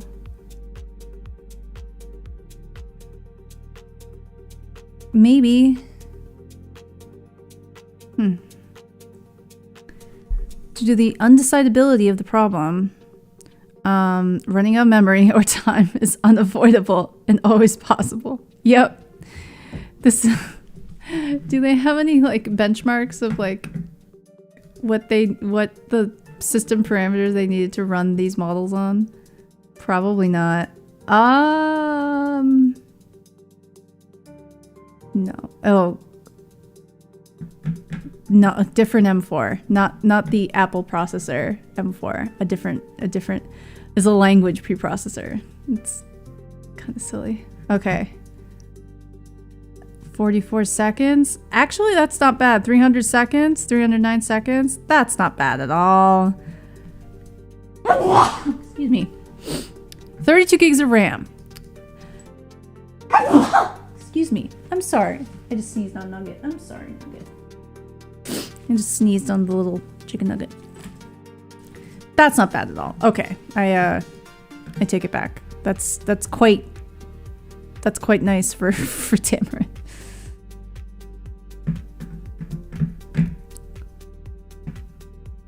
Okay.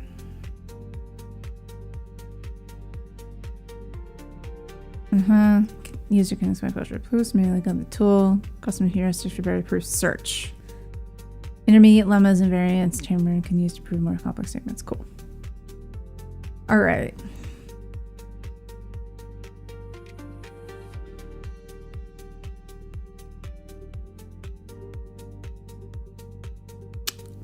Base model.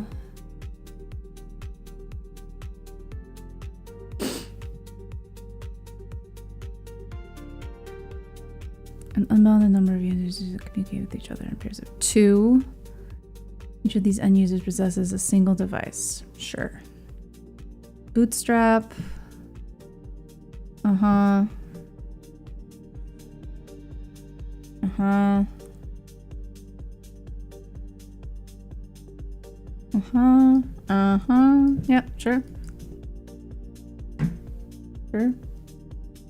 Restricting to a single session to allow only a single session of dynamic states between a pair of users. Use the restriction feature. Okay.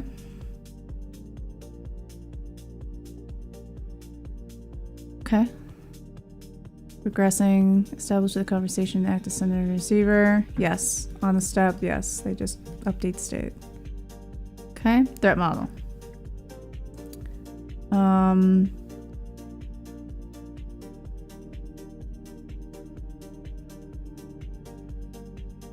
Yep. Attacker control rules. Compromise dynamic. Not update dynamic state of B. Right. Okay. It's compromised and we're not twiddling it. Transition. Attacker or whatever. Log. Attacker knows. Shared secret or whatever. Session secret. And then compromise state B. Okay. Use the action attacker knows to record that the attacker knows a particular secret. Later on, we use this formally stated PCS properties. Okay. Modeling state loss. Sure. Yeah. Oh, that's cute. Just literally goes to you no longer have state. There's no longer dynamic state. Okay. Covering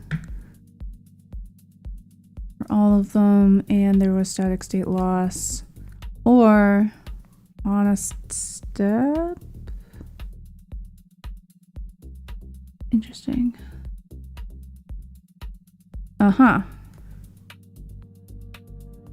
There exists static state recovery. Sure.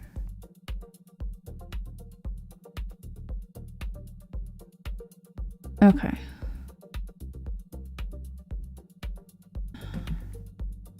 Aha, we modify the state loss restriction to allow players to progress in the program only if they recover from the loss. Okay, I think I get that now.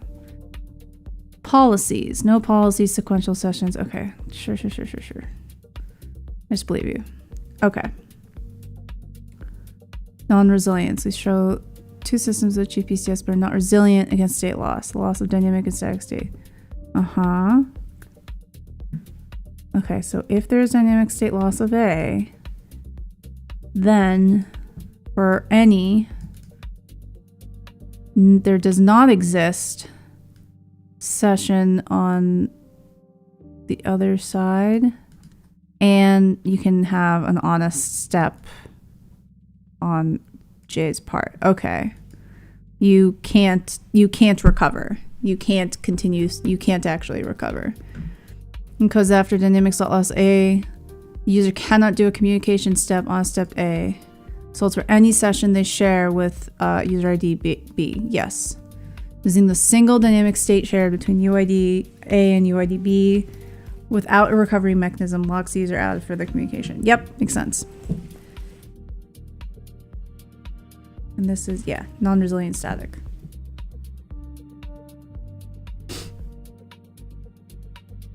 Okay. Non-resilience, resilience. Okay. Resilient dynamic.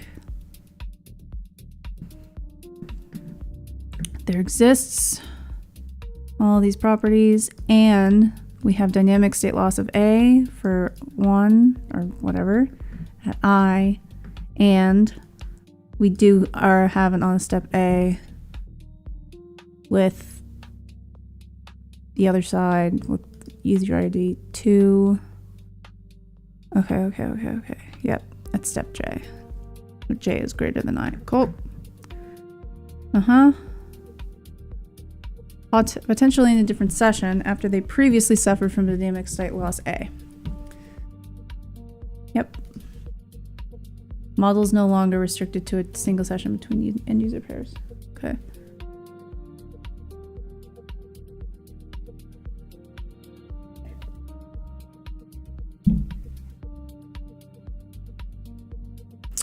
Oh, I know what I need to do.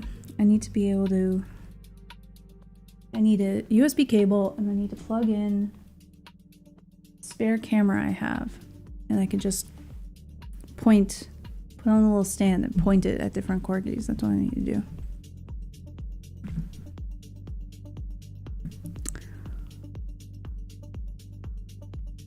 And same thing for static state loss. Cool. Impossibility results. Resilient communication protocol can achieve conversation PCS against a full compromised attacker. Okay, sure, fine, yeah. Okay, for any, and there's a healing by A at I, and there was an honest step at I2, and the attacker knows RK. Receiving key. Therefore, the attacker either compromised state again after healing. There exists a J, an I1 less than J, and there was a compromise at J. Or what is that? I don't understand what this means, but there exists a J and an IJ, an I1 minus J or less than J, or there's a compromised device of A at J, or compromise the state of the partner, yeah, or at there exists a J, compromise B,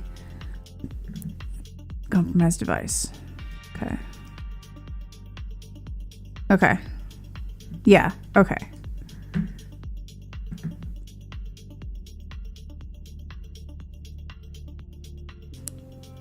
And if the, yeah, it is, yeah, okay, got it. Neat. I'm learning Tamarin. To prove our impossibility result, we find counterexamples to definition 6. Okay, in the resilient static, the sequential, and the token passing model. Okay. Possibility results correspond to the informal intuition built-in section. Okay. Regardless of how the sessions are managed, they are generated by the static state, which is compromised by the attacker. Got it. Time. Easy. This is so easy. Okay. Improvements.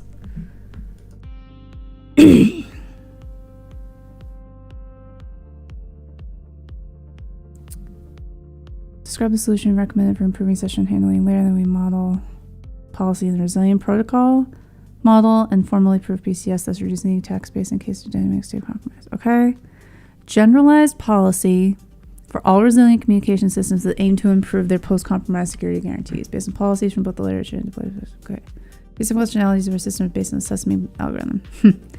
Each device locally keeps a list of their partners and their devices as well as the sessions they create with each one of those devices. Update policy. We recommend the sessions are created and used sequentially when sending. So, ratcheting of sessions. Once a session is replaced, that old session must no longer be used afterwards to encrypt new messages. Got it. It should only be used to receive messages and act them. Interesting. Okay, so like... so you'll keep the old ones around and you only accept incoming, but you are going to... How does... Interesting. You're never going to respond to those messages.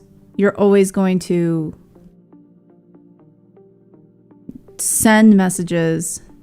How do they do that? How do they do that at the top layer? Because you, like, if you receive a message and you're not allowed to reply to it, like, how do you, like, you can send a message in, like, the conversation view, and you're just sending a message in that session, I guess. But how do you...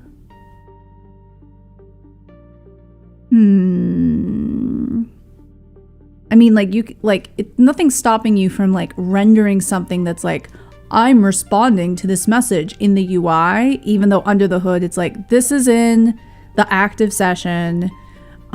We are rendering this as a reply to a message we received on a deprecated session, but we're just pretending that we're ratcheting it in the active session, but we're not because we didn't receive it in the active session. I wonder... I have questions. Okay. Each device maintains n greater than or equal to 2 sessions, the latest one to send and receive messages, and the previous n-1 sessions to only receive older messages. To optimize security and usability, we recommend n equals 2. Previous session is needed in 2 scenarios. The session was just updated, and there can still be in-flight messages that arrive later. Device B, the devices started simultaneous sessions. They need one session to send and the other to receive. Okay. In the case of simultaneously started sessions, devices could perform additional check to abandon one of the 2 when creation times are relatively close to each other. Yeah. Or they can agree to start a new one. I want to highlight that when an old message is received in one of the previous n-1 sessions, we recommend to extend the acknowledgement of this message in the old session in which it was received instead of the latest session. This ensures that different human shares are exchanged in the old session and it can heal to achieve PCS.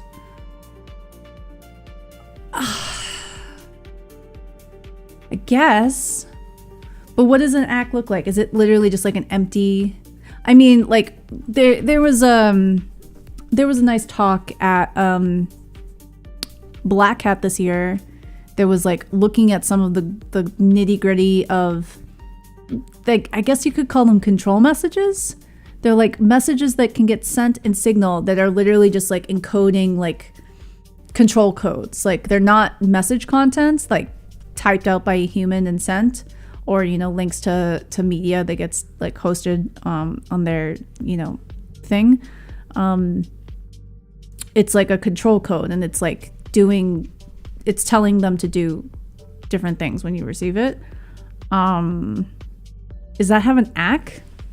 I don't want to get into this right now, but I think that's one of the ways you do it. You send key material so that you can continue with the asymmetric ratchet, but it may literally just be like message code equals ACKing previous message, or like previous message with ID XYZ or whatever. It might just be a hash. But I don't know. Okay. We have consulted with the Signal developers, and neither us nor them expect this change to affect the performance or the user experience of the app. However, this remains to be confirmed in practice, in particular in scenarios that involve high latency or frequent state loss by future work such as studies and user study or experiments. Yeah. I'm curious about... Yep, here we go. Maybe they'll be answered. Okay. For user-facing communication systems, user interface should display receive messages in an order that respects the order of the session in which it was sent. Okay? A message received in an older session should appear in the correct place in the conversation where the session was active and the message was decrypted. Okay? However, this is not how apps currently handle these messages. Instead, they will appear at the bottom, latest part of the conversation, despite being sent in an older session. During normal usage of the messaging app, this behavior occurs rarely. However, if an attacker actively injects messages in the conversation, the end user is currently not notified of it. I mean, yeah. To ensure that the end user is aware of this happening, we additionally recommend highlighting these messages in the users.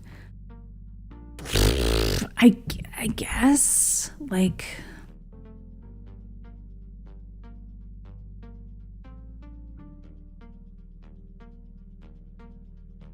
I don't know. I would want to... I want to see what this kind of looks like, you know? In, like, what it... Like, make some experiments and see how it shows up in the UI with multiple sessions, one that's older and is receiving messages and sending acts, and one that's like the active session and like how they render and like what order.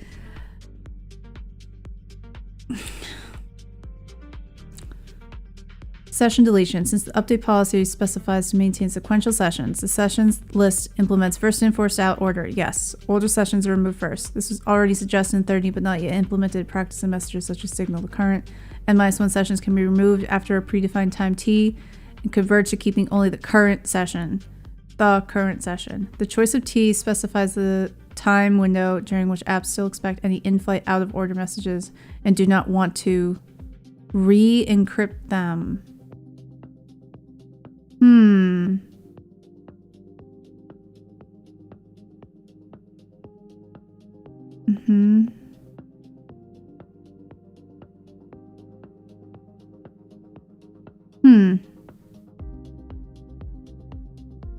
Choosing a small window will result in the same issues to custom 6.1. Okay.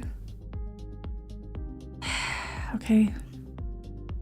Comparing a recommended solution to Sesame, we do not add any additional overhead while strictly offering better security guarantees. So n equals 2, sessions equals 2, and then you delete n-1 sessions. So 1 previous sessions after a predefined time. Yeah, okay. What's that time? And the update policy of 20 enables a resilient communication protocol to achieve conversation PCS against dynamic state compromise. Does not violate an impossibility result which involved the compromise of static state. Okay. Which is otherwise not... I feel like that's... Okay, sure.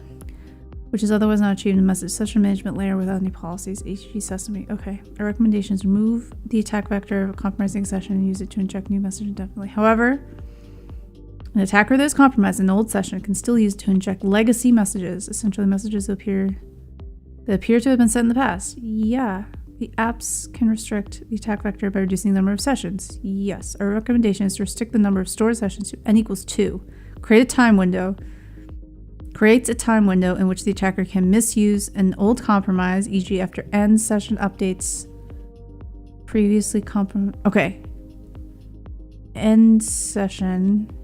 So the second session updates previously...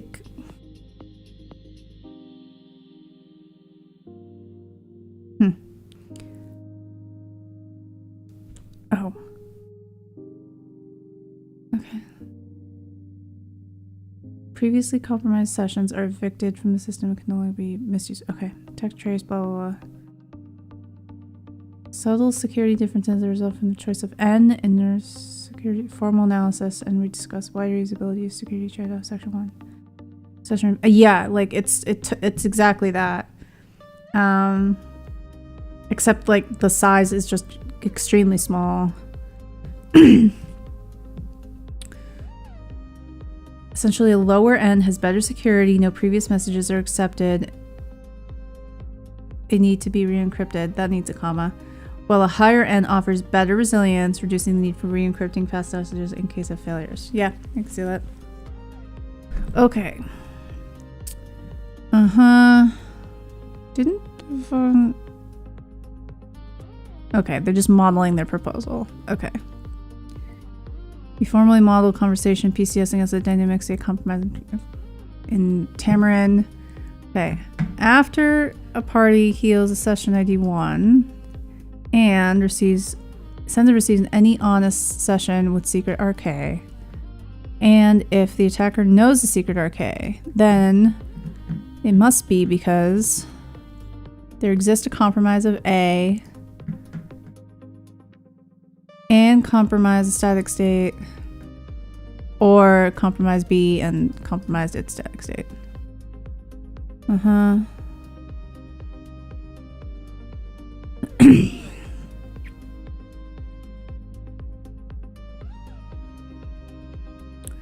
Use 14 intermediate lemmas in Tamarin's stack text feature to prioritize state facts related to the respective user a lemma is concerned with. Prioritize the actions of the attacker, compromising devices. Okay. Yeah.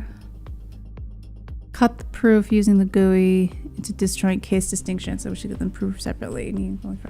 Okay. Reduced legacy message attack factor. Finally, we also prove the proposal model does not contain traces where an end user receives legacy messages from older session where n is greater than 2. So n, because we only have 2 at a time, and any of them more than that just immediately get evicted. And there's a what is T? There's been no proposal for T yet. Okay, so there exists all the session information for when 1 is less than K and K is less than L. Create dynamic state. The attacker sends a message.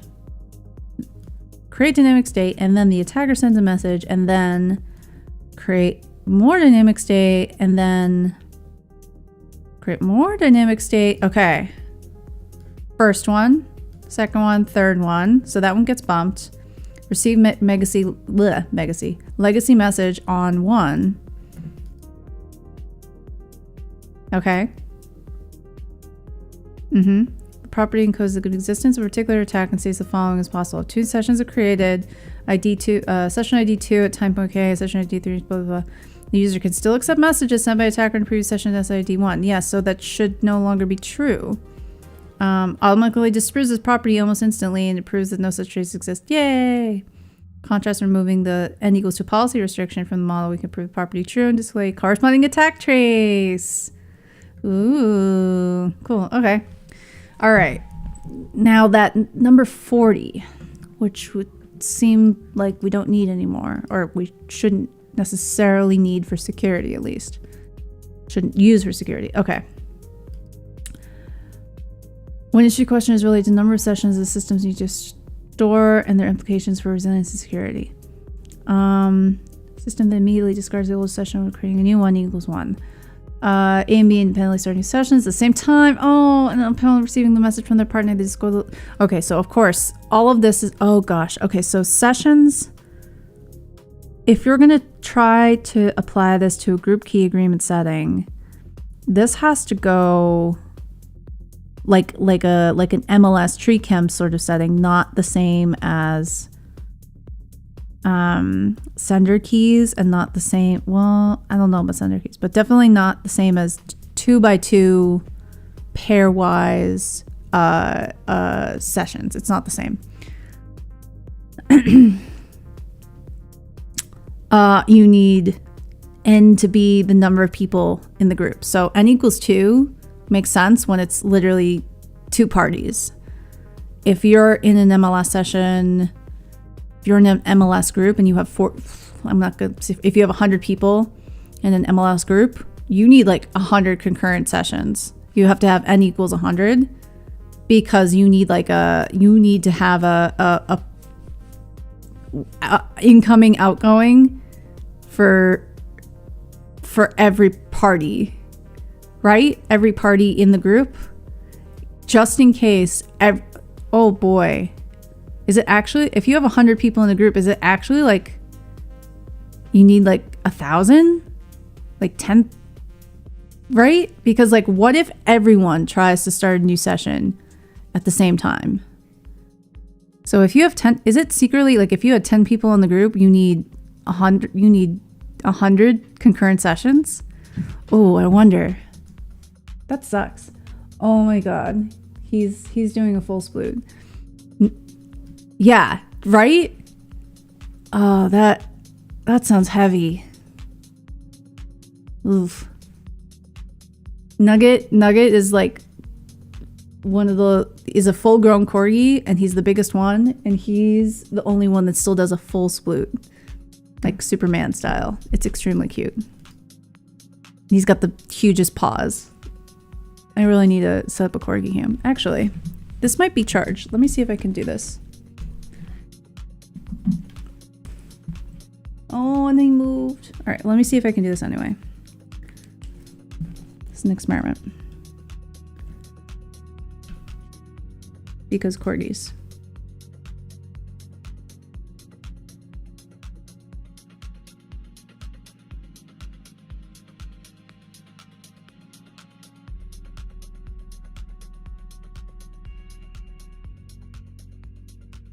Yes, okay.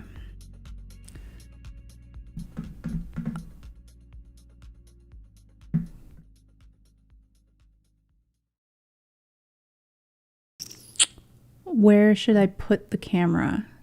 Should I cut my view in half and replace it with Corgi camera? I'll restart this. Also, look at this cat.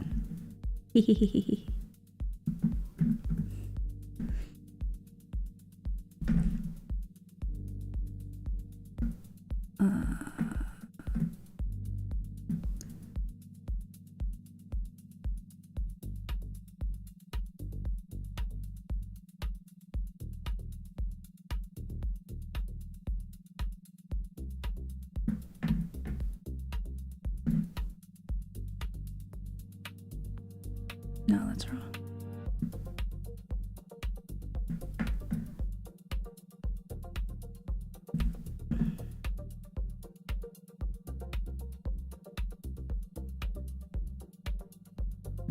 Hey. Oh no, I did the wrong thing. Shoot. Hold on.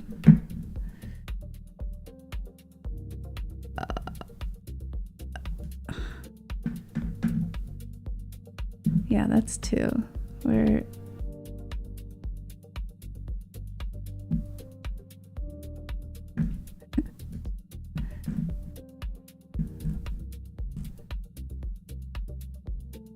Okay.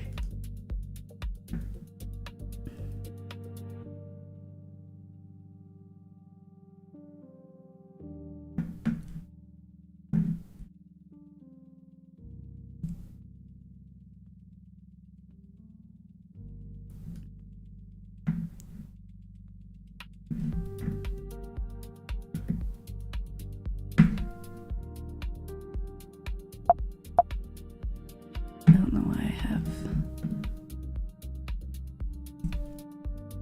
Oh, what's wrong?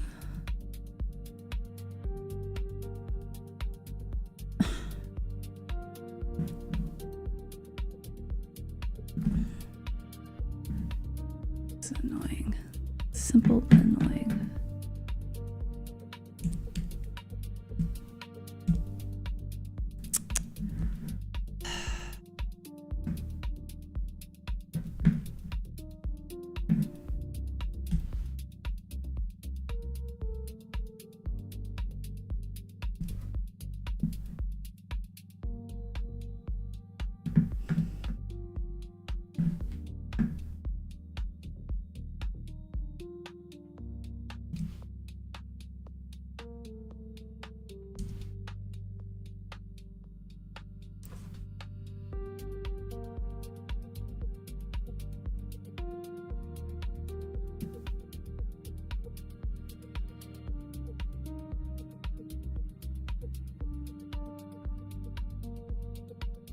Whoa.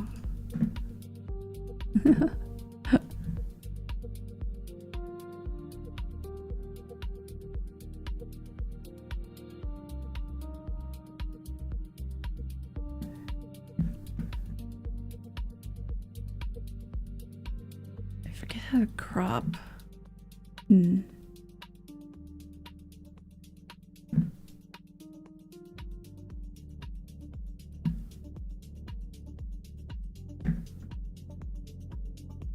still forget how to crop. Yeah. He's a floofy man. Now the other floof is... Oh, there she is. There's my floofy girl. Hi. Hi. Hi. Good girl.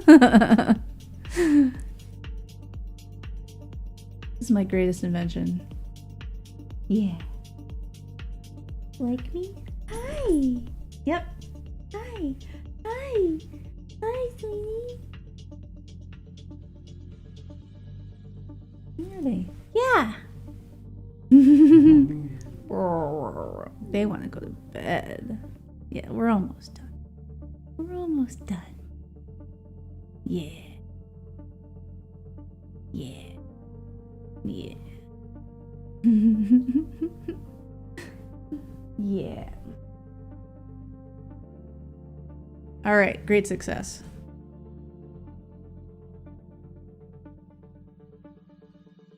Look good. I have a Corgi Cam ready to go. Should call it Corgi Cam. That's what I should do. I'll rename it Corgi Cam. Okay. All right, let's see if I can finish this and we can all go to bed and get our snacky times, the little snackies. Yeah, dude. Okay.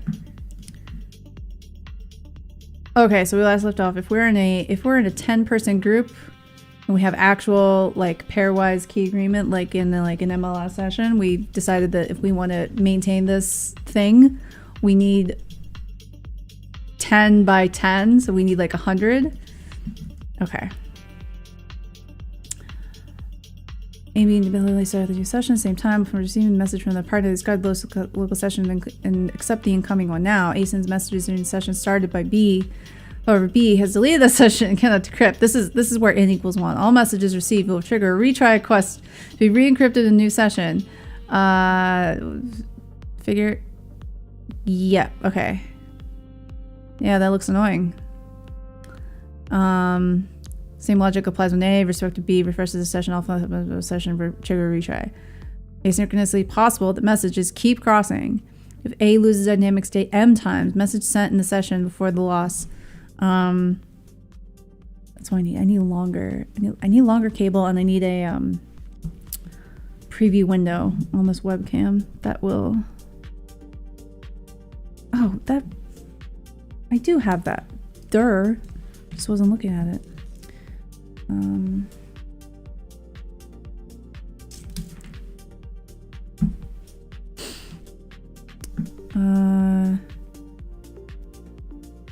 Yeah.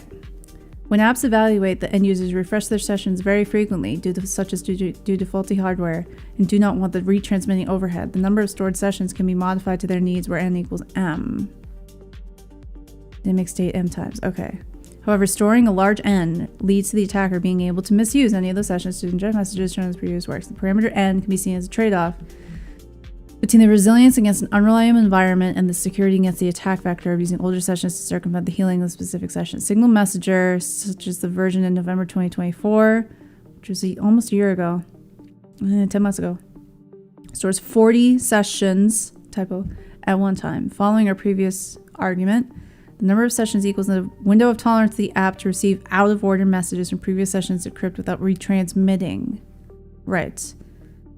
Previously, in May of 2022, Signal restarted sessions every hour. Ooh. Which translates to accepting messages without retransmitting from the last 40 hours. Okay, or the last 40 active sessions. Wow. Any of the messages would trigger a retry request and therefore a new session. The current Signal version does no longer refresh its sessions every hour, and as a result, it accepts messages sent in the latest 40 active sessions. Interesting. Okay, I need to I need to Corgi Cam. Hold on.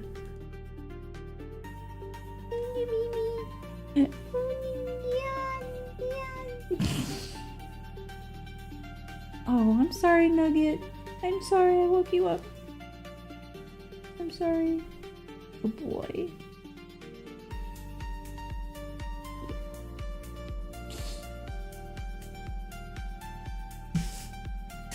Okay. And you just stand and just point at the corgis.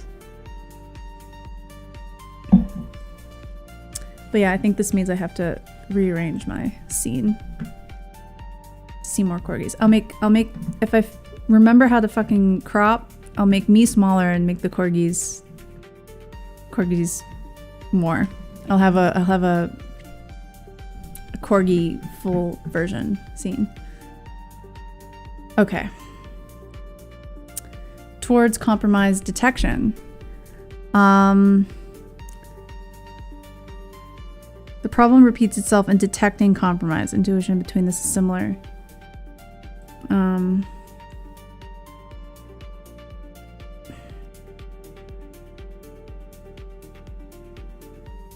Allowed operations due to failing modes enable the attacker to mimic these behaviors, become indistinguishable from the victim. Yep. Any deployable detection mechanisms would need to rely on an out-of-band channel or require the user's explicit end user's involvement to detect at least a subset of more trivial attacks. Okay. No formal proofs.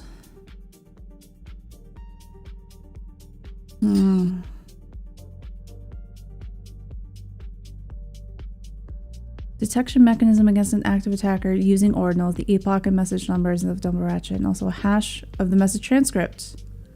Huh. Under realistic assumptions of real-world implementations, their construction yields false positives. An attacker will be flagged during normal operations of the app. Interesting. An example where A restores an old backup, starts a new session with partner B, and sends a message. This will incorrectly result in a compromised detection, since ordinals and the hash transcript do not match. Okay. Oh. Oh, okay. The scheme is deployed strictly per session. Attacker can circumvent it by spawning a new session. Yes, or immediately detecting the session between A and B. Yes.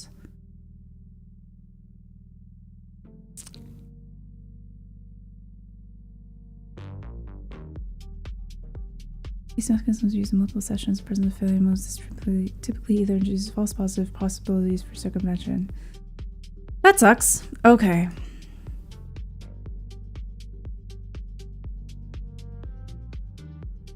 Okay, so number of sessions equals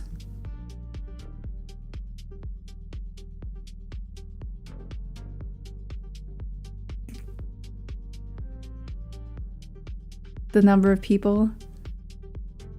So if you have two, you need, that doesn't make sense. You need how many other parties are there times the number of parties. Yeah.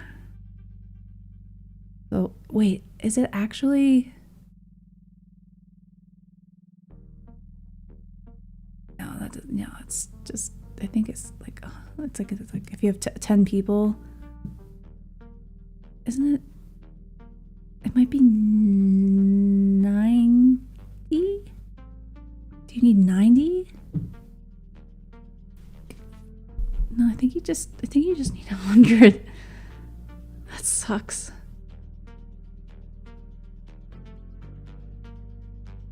Yeah. Yeah, something like that. Okay. Well, anyway. In pairwise, n equals 2, and we didn't get a T, a deletion time, but like aggressive, just aggressive, delete.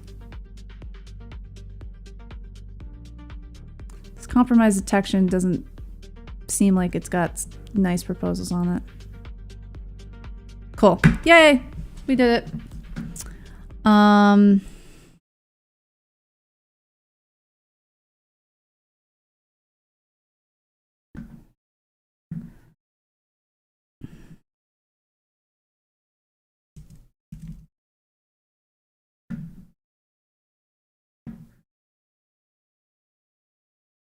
Boo.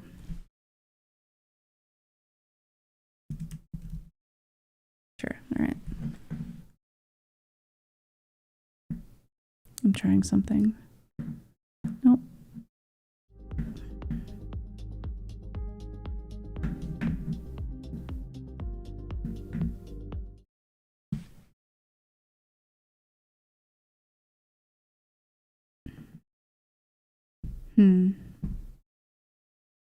I don't know where I want to put this.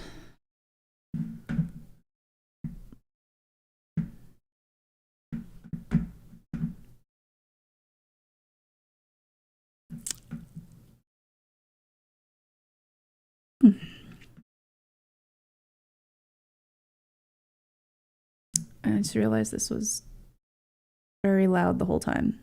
Oh well, sorry.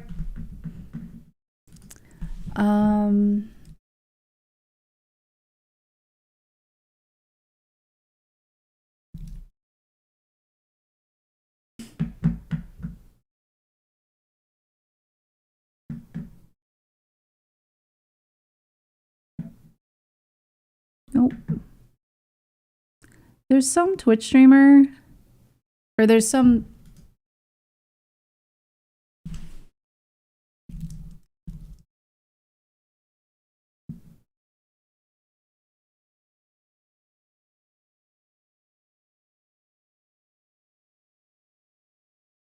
Yeah.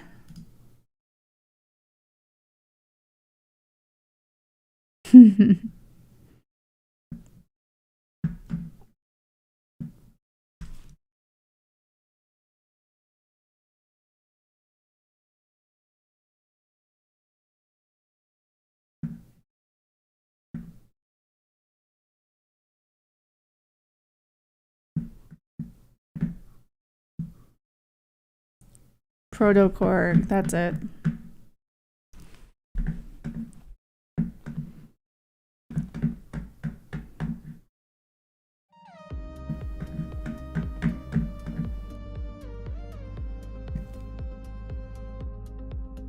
Okay. They just put it above chat or whatever, so I'm gonna like, nope, that's not what I wanted. There we go. Let's see if I can.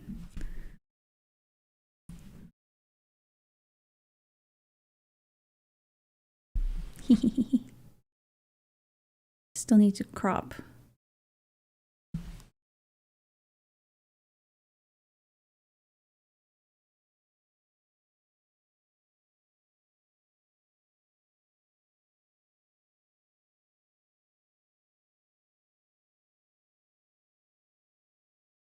Yeah. You're a very floofy girl.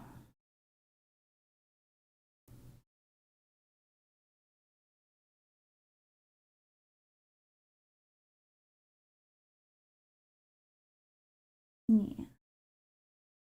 You're a very floofy man. Yeah.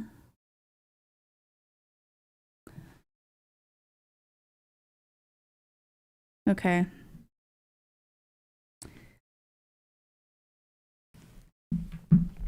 This went longer than I wanted, but we got through this paper. Yay! All of us, all the corgis. Baffy's probably very much asleep at the doggy hospital. We'll see him tomorrow morning. But all of us other corgis are going to bed.